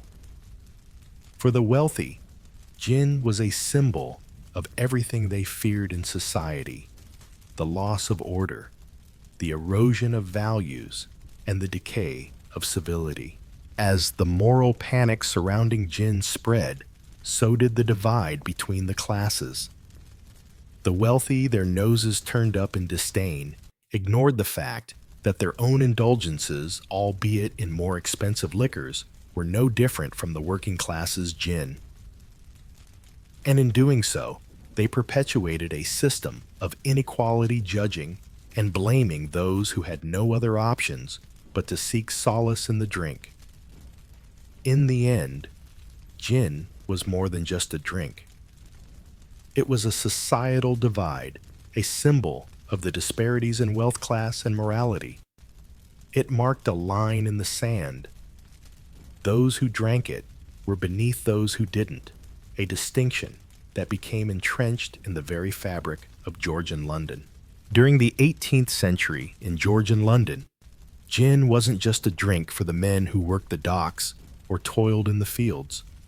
No, gin became a central part of life for women, too particularly among the working class. But for women, gin was much more than just an escape from the hardships of life. It became a source of moral outrage and social judgment. There was an undeniable stigma attached to a woman drinking gin, especially when compared to the casual indulgence of men. For women especially, those of the lower class, gin was a symbol of something darker. A woman drinking gin was seen as a moral failure, a sign that she had given in to the same vices that society reserved for men. These women were often seen as unfit, unworthy, or even unchaste. Society believed that a woman's role was to maintain the domestic sphere, to care for her children, keep a tidy home, and above all, preserve her dignity. Drinking gin was in direct opposition to these ideals. The moral outrage surrounding women drinking gin was palpable. Gin was often associated with indulgence, lack of discipline, and worse, promiscuity. Women who consumed it were perceived as disregarding their maternal and social responsibilities. And of course, their reputation would suffer.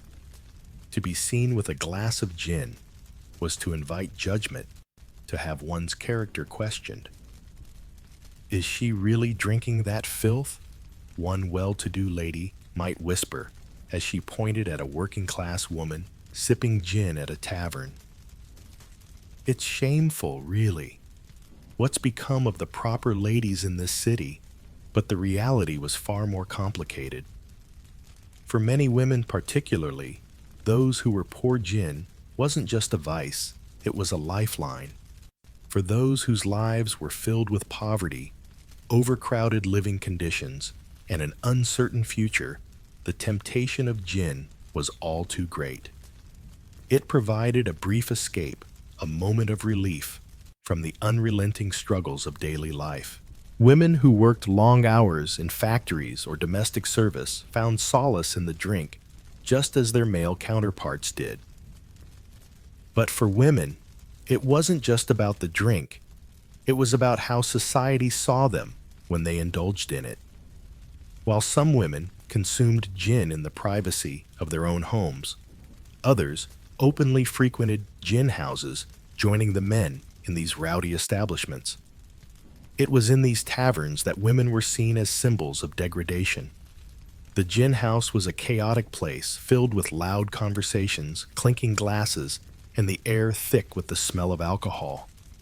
Women were no strangers to this environment, but their presence there caused disquiet. Why would you go there, love? It's no place for a lady. An elderly woman might warn her daughter or niece, the disapproval heavy in her voice. But many women were unashamed. For them, the gin house was as much a part of life as the hard work they did every day. Some women drank in solitude, others in groups bonding over the shared experience of hardship. But this was also the world of opportunity for some. Among the working-class women, some saw an opportunity for entrepreneurship within the gin trade. They ran their own gin houses, taking up the mantle of business ownership and defying the expectations society had for them. These women, who would have been condemned for their behavior in other circumstances, were not only drinking gin, but also selling it. Female distillers and gin house owners were a notable presence in Georgian London, running businesses that were as profitable as they were controversial.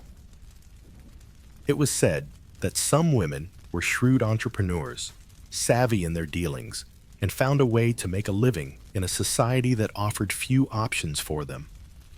But the women running these gin houses were not just victims of society, they were agents of their own survival.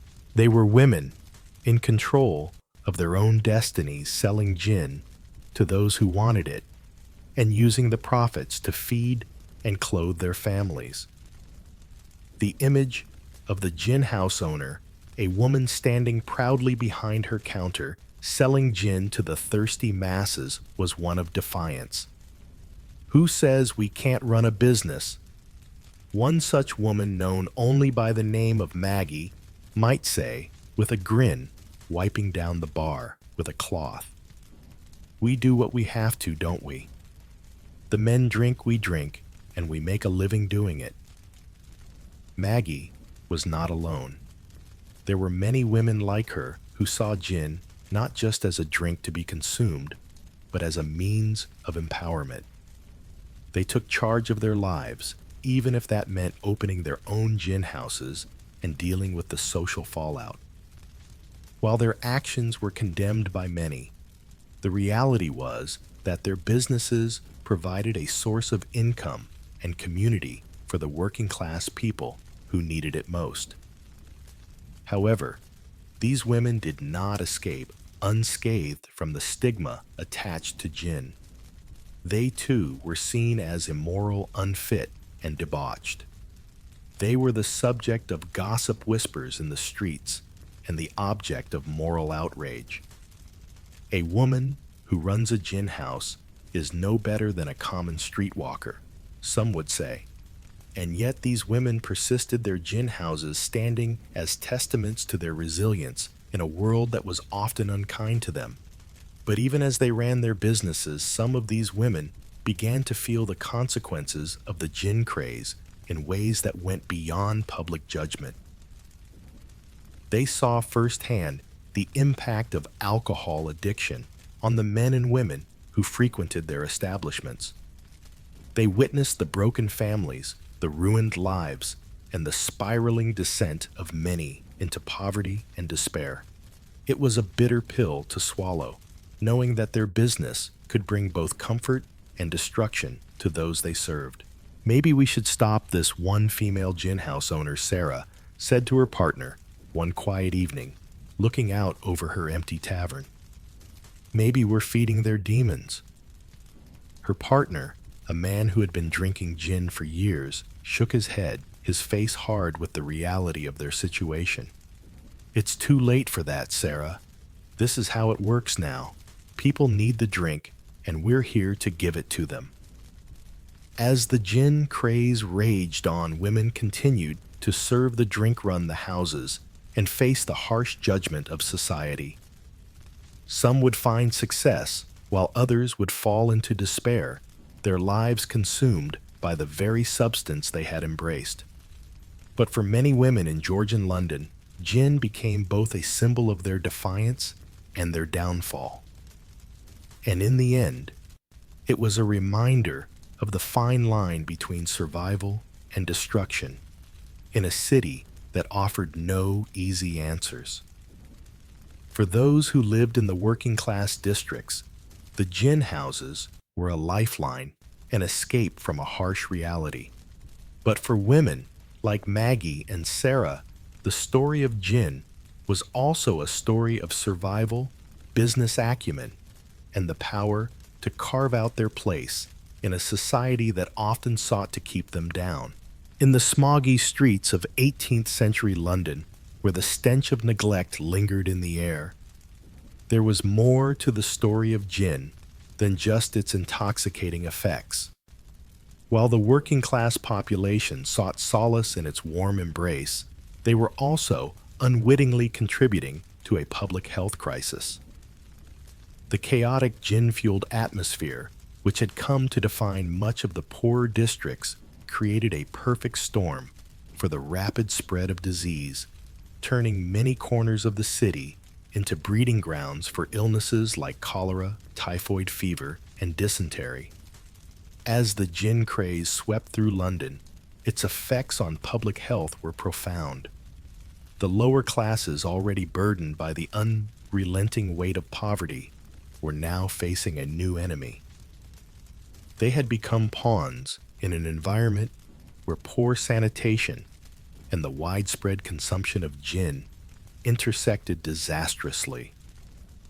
The gin houses, those busy, overcrowded taverns where gin flowed freely, were not only centers of drinking and socializing, they were also a breeding ground for the spread of disease.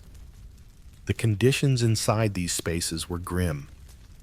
At best, floors were rarely cleaned, the air thick with smoke, and the smell of sweat, and the crowd of drunken revelers made for an unhygienic setting. And yet these places were where many poor souls spent their days and nights, escaping their harsh realities in whatever way they could.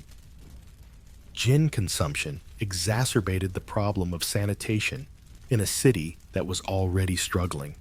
The public health infrastructure was woefully inadequate, and the gin-fueled negligence only worsened the situation. Water sources often shared with animals were contaminated by waste, and the streets teeming with the poor were clogged with garbage.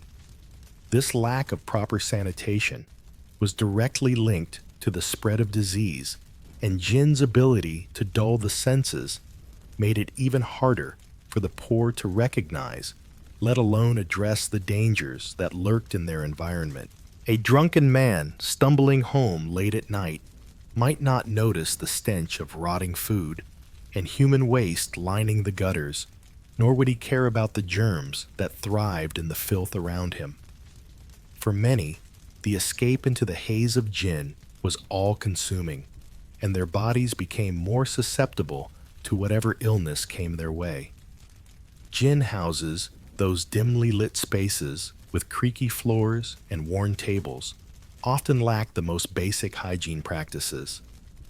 Imagine a place where drunken laughter echoed between walls coated in grime and spilt liquor.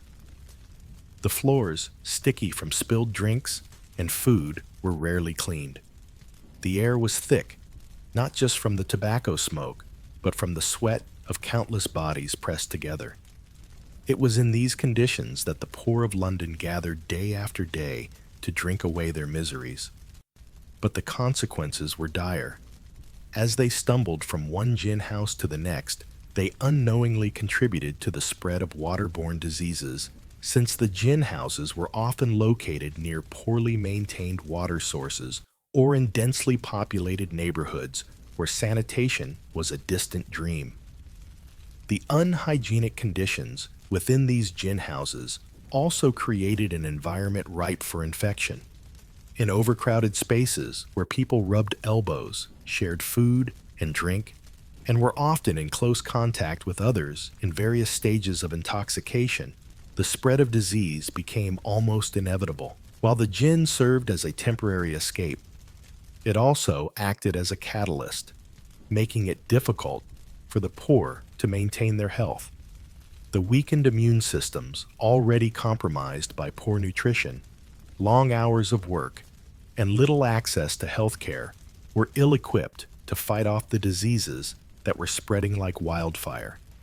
"Don't go near that place. It's full of sickness," a woman might say, tugging her child's hand as they walk past one of the more notorious gin houses in St. Giles. But it wasn't just the houses themselves that were dangerous.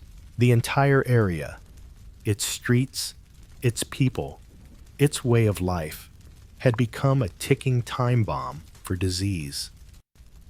While the rich could retreat into their clean homes, behind gated walls and manicured lawns, the poor were left to fend for themselves in a city that cared little for their survival. The gin craze might have provided them with temporary relief, but it also tied their fates to a cycle of addiction and disease that was hard to break. And then there was the larger impact of gin consumption on public health. As more and more people turned to gin for solace, they were not only becoming physically ill, but also emotionally and mentally drained. The constant hangovers, the disorientation, and the damage done to their livers made it nearly impossible for them to maintain a healthy lifestyle, much less contribute to improving the city's overall conditions. For the people of London, gin had become both a remedy and a curse, a way to numb the pain of a life that was often unbearable, but also a key factor in their deteriorating health. Perhaps the most troubling aspect of this gin-fueled public health crisis was how little was done to address it.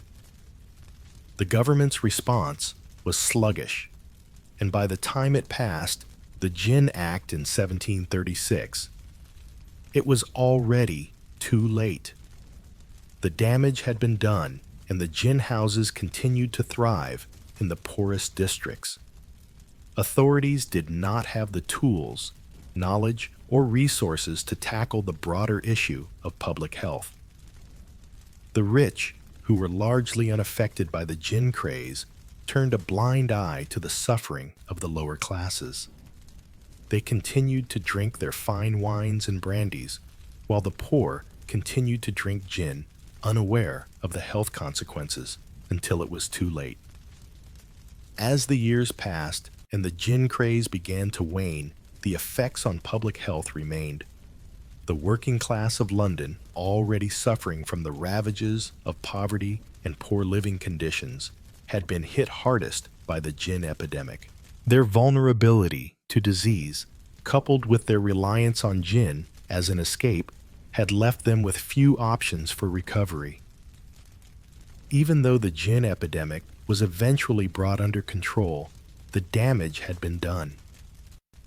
Many lives had been lost, and the public health system was left in shambles. Looking back on the gin epidemic of the 18th century, it's hard not to see how it mirrored larger issues in society. It was a time when the rich and poor lived in vastly different worlds, and public health was a privilege reserved for the wealthy. The gin craze in all its chaos and misery was a stark reminder of how deeply social inequalities could affect the health of an entire population. For the working class Londoners, gin was a symbol of both escape and destruction, a drink that allowed them to survive, but also a drink that ultimately led to their downfall. Gin might have once been seen as a simple pleasure, a moment of release from the daily grind. But for the poor of London, it became a gateway to disease addiction and social breakdown. The health crisis that followed was a direct consequence of poor sanitation, inadequate public health systems, and a society that for too long turned a blind eye to the suffering of its most vulnerable members. And so as gin flowed through the streets of London, it left behind a legacy of sickness and despair, reminding us of the fragile line between indulgence and destruction. As the gin craze unfolded in Georgian London, its impact rippled far beyond the taverns and gin houses where the drink flowed freely. The ramifications of the widespread addiction to gin were deeply felt, particularly in the lives of the poor, the working class, and society as a whole. What began as a public health crisis eventually became a pivotal moment for social reform, forever altering the way alcohol consumption was viewed and regulated in the centuries that followed. By the mid-18th century, gin had become a scourge on the streets of London.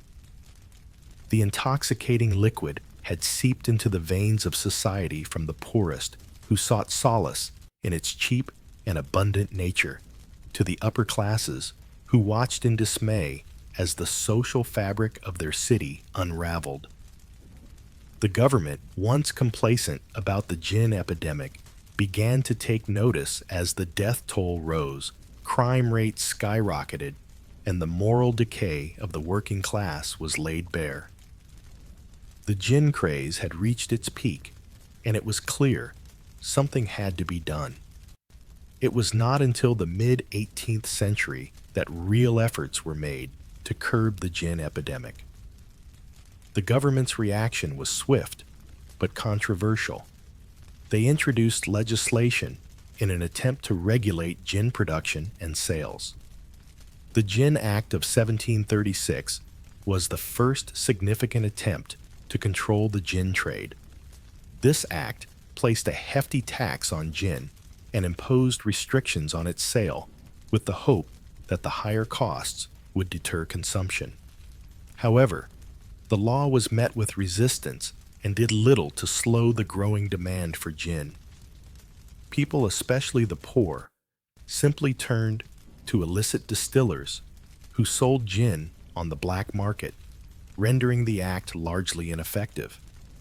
Still, the widespread misery caused by the gin craze did not go unnoticed, and the government's failure to quell the epidemic spurred social reform movements.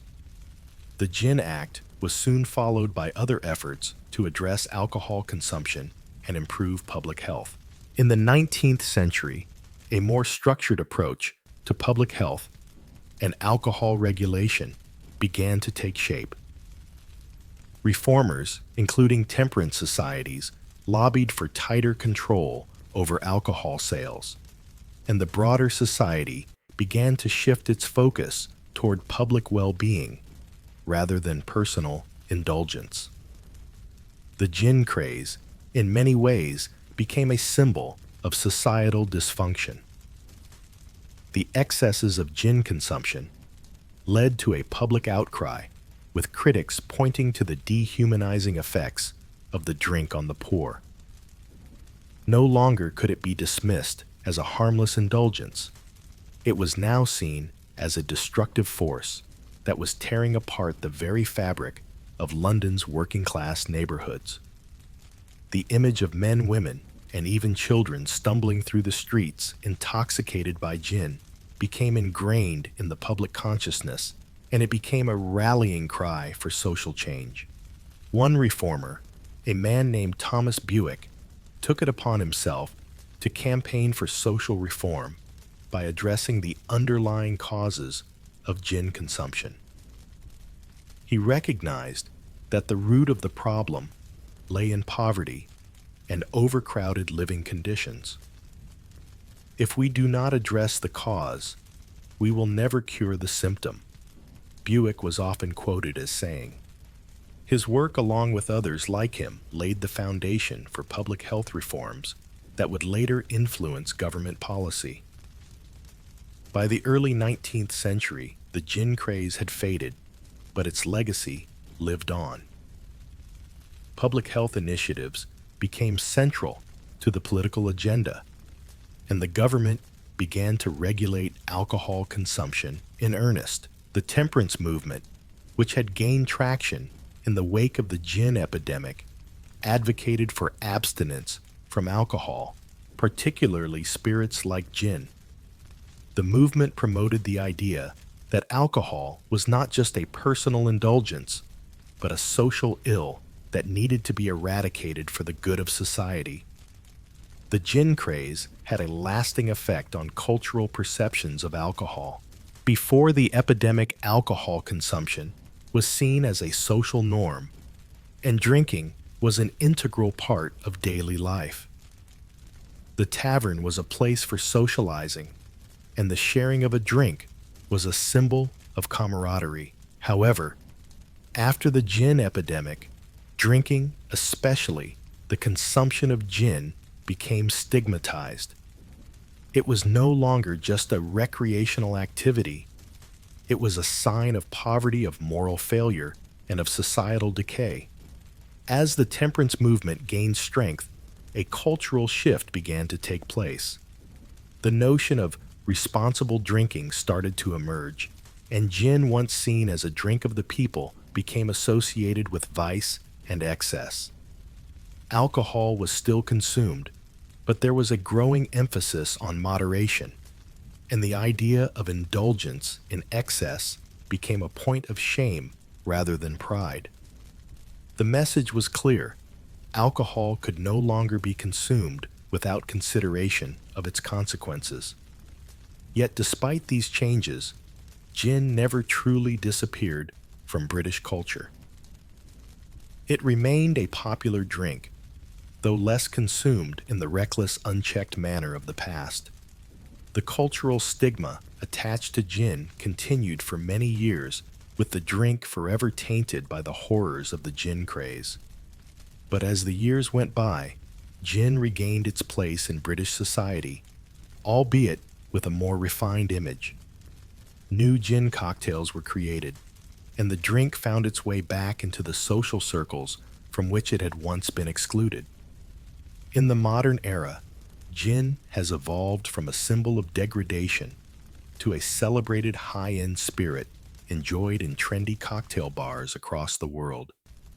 The once dreaded drink that had been the subject of moral panic is now savored in moderation, its reputation cleansed by time and cultural change. But it's essential to remember the origins of this iconic spirit, its rise and fall, the lives it destroyed, and the lessons learned from the gin craze. It's hard not to see the gin craze as a cautionary tale. In many ways, it shows the potential dangers of unchecked consumption and the societal consequences of addiction. But it also reflects the resilience of London's working class, who managed to survive in the face of such hardship. The gin craze didn't just shape the way the British viewed alcohol, it shaped the way society approached addiction health and public policy for generations to come. As we look back on this fascinating chapter of history, we're reminded of the delicate balance between indulgence and excess, between personal freedom and the collective good. The gin craze may have been a dark period in London's history, but it also paved the way for greater understanding of addiction, public health, and the role of government in regulating substances. And so the legacy of gin lives on, not just as a drink, but as a reminder of the past, of a time when one of Britain's favorite spirits almost brought an entire city to its knees. Gin, that deceptively simple drink, had long been a fixture in the heart of Georgian London. By the 18th century, it had evolved from an imported remedy to a cultural cornerstone woven into the very fabric of London's identity. For many working-class Londoners, gin became much more than just a drink. It was a symbol of both the vibrancy and the struggles of their daily lives. Even in the midst of a devastating public health crisis, gin remained steadfast as a defining element of their existence, embodying their resilience and survival against the harsh realities they faced. The early 1700s marked a period when gin took hold of London's lower classes in ways that no one could have predicted. The once alien drink from the Netherlands had gradually integrated itself into the streets, alleyways, and taverns of London, especially in the slums of St. Giles, the East End, and other impoverished districts. Gin, cheap and accessible, was far more than just a commodity. It became a vital part of the working class experience. It was a drink that, despite its dark history, symbolized survival and defiance in the face of overwhelming odds. Have a gin made a voice might call out from the doorway of a bustling tavern. It wasn't just an invitation to drink. It was an invitation to forget to escape the bitterness of life, even if only for a moment. In the overcrowded, filthy streets of London, where food was scarce and the work was grueling, gin provided a reprieve from the misery. It was affordable, accessible, and above all, it worked. One drink could dull the edge of the world. It was cheap enough to be consumed by the poor and ubiquitous enough to be enjoyed by the masses. The poor, with no access to the finer luxuries of the rich, turned to gin to feel a fleeting sense of relief, even as their bodies and minds suffered. The irony wasn't lost on the working-class Londoners themselves. The same substance that was eroding their health and vitality had also come to represent their strength, their perseverance, and their defiance. In a city of constant hardship, gin became a symbol of endurance, a drink of the downtrodden, but also a drink of survival. It was their solace, their escape, and their rebellion, all at once. Gin wasn't just a form of intoxication. It was a cultural statement, an act of resistance against the crushing weight of poverty. It was for them a badge of honor in a world where they were powerless. In the shadowy streets, the taverns became more than places of drinking. They became social hubs, a means of community, for people whose lives were spent in relentless toil. It was here, in these damp, poorly lit spaces, where working-class Londoners found a rare and fleeting sense of camaraderie. For the few pennies that they could scrape together, a warm, intoxicating drink was waiting for them. And it was there, in the haze of gin and smoke, where their sense of identity began to take shape. They weren't just victims of their circumstances, they were people who survived together, laughing, crying, and living in a world where gin was as integral to their lives as the very air they breathed. Yet as gin consumption surged, so too did the tide of criticism. The moral panic that swept across the city, especially from the wealthy and the authorities, cast a shadow over the drink. To the upper classes, gin was not just a drink. It was a symbol of all that was wrong with London. It represented the moral decay of the poor, their inability to control their impulses, and their descent into vice. The gin craze was seen as a reflection of everything the rich believed was wrong with the working classes: their lack of discipline, their inability to maintain a moral compass, and their disregard for health and well-being. The wealthy, of course, continued their own drinking habits, but wine and brandy were seen as far more refined, worthy of the aristocracy, while gin was relegated to the lower classes. You can tell a lot about a man by what he drinks, they might have said. To them, gin was synonymous with poverty and debasement. It was a drink of the desperate, not the dignified. And yet, for the poor, gin represented something else entirely. It was not a marker of social standing. It was an escape, a release from the daily grind. In a world where they were forced to work long hours for little reward, gin was their only way to feel a sense of freedom, even if fleeting. But gin's importance didn't stop with the people who drank it. Gin became a defining feature of London's social landscape, particularly in the poorest districts. The taverns that sold gin were often the only public spaces where the poor could gather and interact. The bustling streets of St. Giles, for instance, were lined with these establishments where the drink flowed freely and the chatter of working-class Londoners filled the air. Despite the grime, the noise, and the overwhelming sense of poverty, there was an undeniable sense of solidarity in these spaces. People found camaraderie, community, and solace in the bottom of a gin glass. For a brief moment, the world outside faded away, and all that mattered was the warmth in their belly and the shared experience of survival. London's relationship with gin, however, was a complicated one. Despite the social significance it held for the poor, it was also a drink that led to the city's moral and social downfall. The Gin Act of 1736 was an attempt by the government to curb the gin epidemic, but the law was largely ineffective. It only made the drink more dangerous, pushing it into the hands of illicit producers and fueling a black market that thrived in secrecy. The more the authorities tried to control it, the more gin became entrenched in the culture of the poor. It was the one thing that they could control, the one thing that gave them agency in a world where they had little. In the end, gin was more than just an intoxicant. It was a reflection of London's working-class resilience. Even as the dangers of gin addiction became evident, the drink remained a symbol of survival.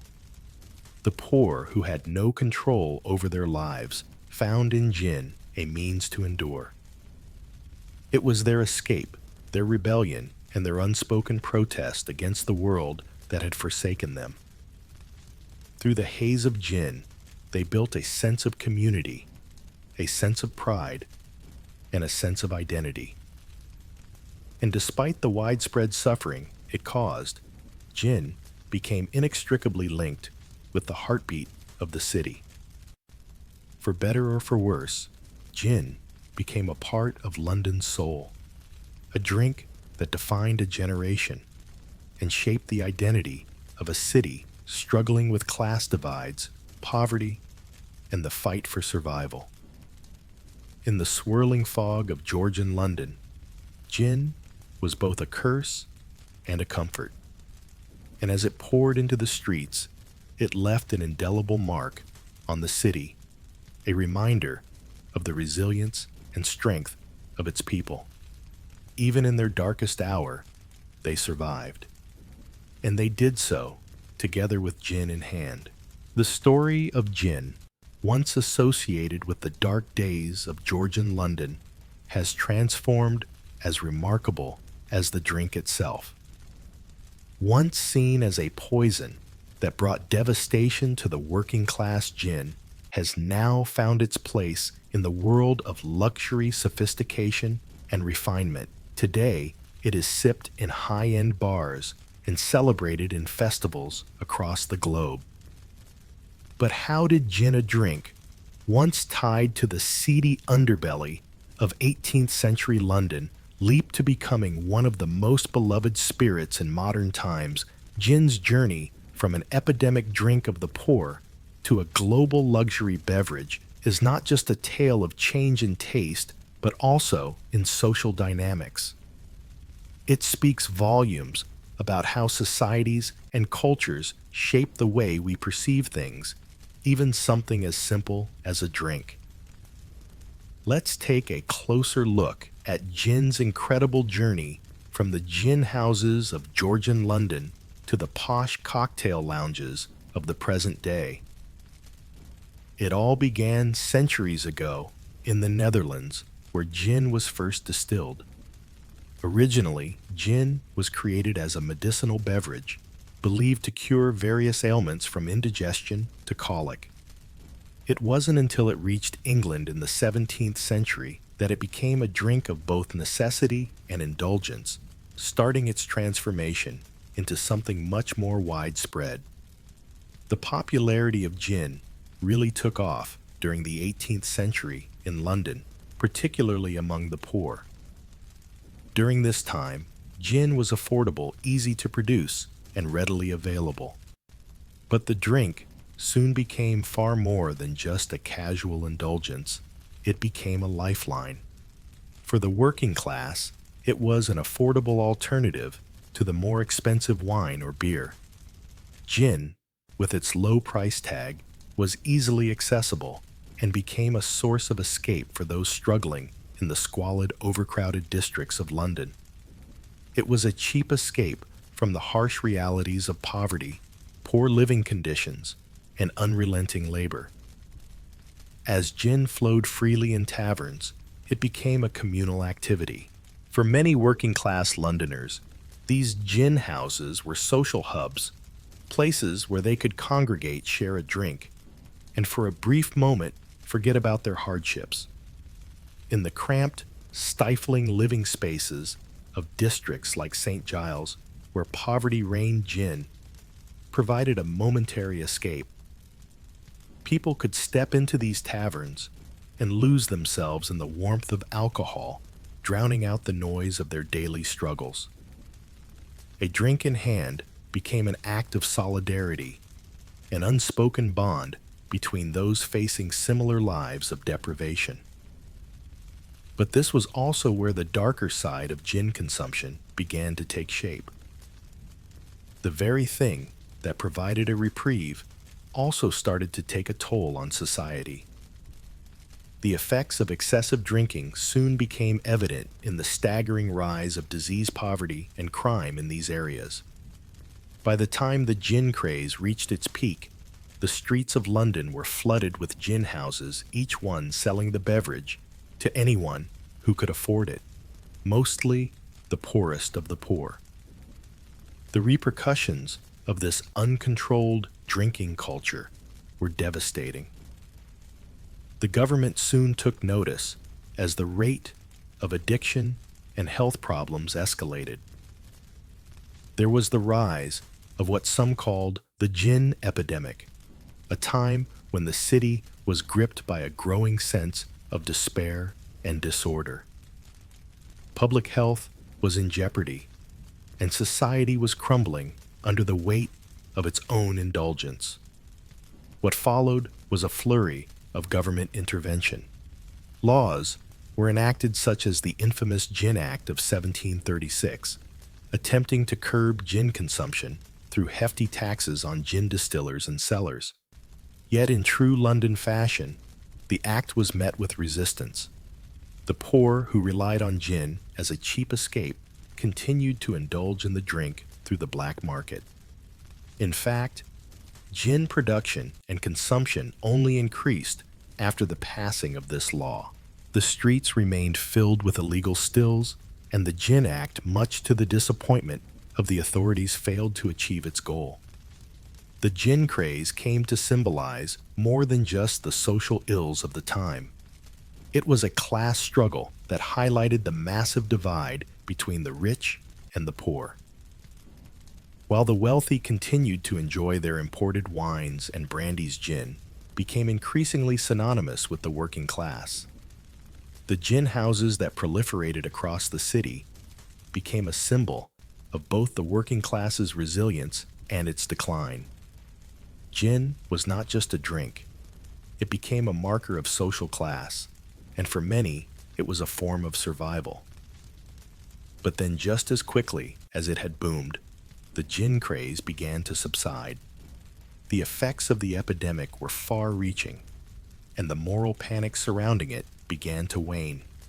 The economy was being affected, and the government eventually succeeded in regulating gin production through tighter laws and measures that forced distillers to abandon their illegal operations. Gin started to lose its hold on the public's imagination as the focus shifted to public health and the moral implications of alcohol consumption.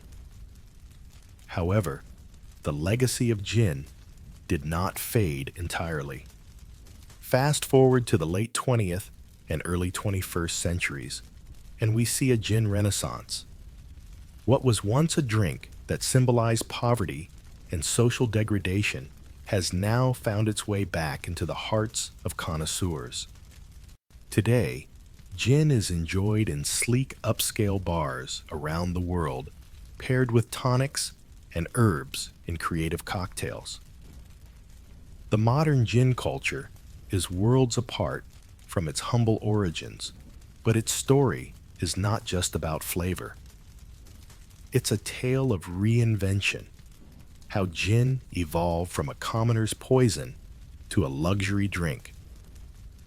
Today, gin's popularity continues to grow, and the modern gin experience reflects both its storied past and its future. Distillers now craft a wide array of gins, each showcasing unique botanicals that highlight gin's versatility and complexity. Brands that once produced gin for the masses now craft premium versions, many of which boast sophisticated flavor profiles, fresh ingredients, and innovative distilling methods. The gin of today is no longer tied to the working class. It has transformed into a drink of choice for the middle class, the wealthy, and everyone in between. The gin resurgence has also created an entire subculture of gin enthusiasts with festivals, tastings, and specialty shops dedicated to the drink. In this modern era, gin has reinvented itself into a sophisticated symbol of luxury, leaving behind its chaotic past. Yet despite its transformation, gin still carries the weight of its history.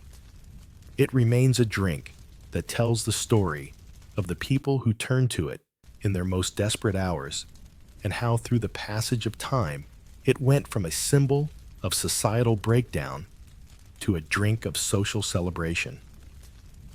Today's gin enthusiasts may appreciate its rich botanical notes, but they're also sipping on a drink with a tale. A tale that began in the gutters of London and now echoes in the clink of glasses in glamorous rooftop bars. The rise of gin from the depths of addiction and despair to the heights of luxury and refinement is a reminder of how things can change, how societies can reinvent what was once seen as a vice, and how the stories of the past can shape the present. So, whether you're sipping a gin and tonic after a long day or enjoying it in a cocktail, remember that you're partaking in a drink that has stood the test of time, its history intertwined with London's growth struggles and eventual resilience. As the years go by, we may no longer associate gin with the destitute and the disillusioned, but the legacy of its past lingers quietly, reminding us of how far we've come and how the drink we now savor once held the power to break a city. It's a drink that's gone from the darkest corners of history to the brightest celebrations of today. A drink with a story, with a heart, and with a history we'll never forget. As we reach the end of this chapter in our journey through the history of Georgian London and its infamous obsession with gin, one cannot help but marvel at the strange and fascinating path this humble drink took through time. From its origins as a medicinal concoction in the Netherlands to becoming an epidemic that gripped the streets of London, gin's journey tells us a great deal about the city and its people. It speaks of hardship resilience and a society that was caught between pleasure and peril. For the working class, gin became more than just a drink. It became an escape. Amid the squalor, overcrowded conditions, and daily struggles for survival, gin offered them a reprieve, a brief moment of comfort that numbed the harsh realities of their lives. In a city where poverty was rampant and opportunities for betterment were scarce, gin provided a way to cope with the unrelenting grind of everyday existence. And, in a twisted sense, gin became a part of their cultural identity. It represented their ability to endure, to keep going, despite everything stacked against them. But for all the comfort it brought, gin also brought with it a dark undercurrent. The health issues, social breakdown, and criminal activity that accompanied the gin craze painted a bleak picture of a society in crisis. The moral panic surrounding gin, with its association with vice and sin, served as a constant reminder of the fragility of both the individual and society. It was as if the drink, which had once been a simple indulgence, became a mirror reflecting the vulnerabilities of the people who consumed it. In the end, the gin epidemic left an indelible mark on Georgian London. While the Gin Act of 1736 attempted to stem the tide of gin consumption, it ultimately failed, only driving the trade underground. The law did little to address the underlying issues: the poverty, the overcrowding, the lack of opportunity that had made gin so popular in the first place. Gin became a symbol of both the city's decline and its ability to endure. It was in a strange way a testament to the resilience of the people who, despite everything, found solace in the simplest of pleasures. As we reflect on the gin craze, we see not only a tale of excess and indulgence, but a story of survival. The people of Georgian London were not just victims of their circumstances. They were also survivors finding ways to cope with their harsh world. In the most unexpected of places, in the form of a cheap drink, they carved out a moment of peace, of belonging, of shared experience. And yet, as gin moved from the streets of London, to the high-end bars of the modern world, we cannot forget its past. Today, gin is a symbol of luxury, sophistication, and even creativity. But it once belonged to the poor, the marginalized, and the forgotten. It once served as their lifeline, and in doing so, it became an integral part of their story. So, as we close the chapter on the gin craze, take a moment to reflect on how something as simple as a drink can shape the course of history. From a moment of excess to a symbol of survival. Gin's story reminds us of how deeply entwined our pleasures and struggles can be, and how even the darkest parts of history can leave room for resilience. In our next video, we'll dive into another quirky and fascinating aspect of history. If you thought the gin craze was unusual, wait until you hear about the bizarre customs surrounding royalties' hygiene habits. From strange beauty rituals to the weird and sometimes disgusting practices of kings and queens, you won't want to miss it. So, make sure to subscribe, like, and leave your thoughts in the comments. We'll be back with more quirky and thought-provoking historical insights. Until then, sweet dreams.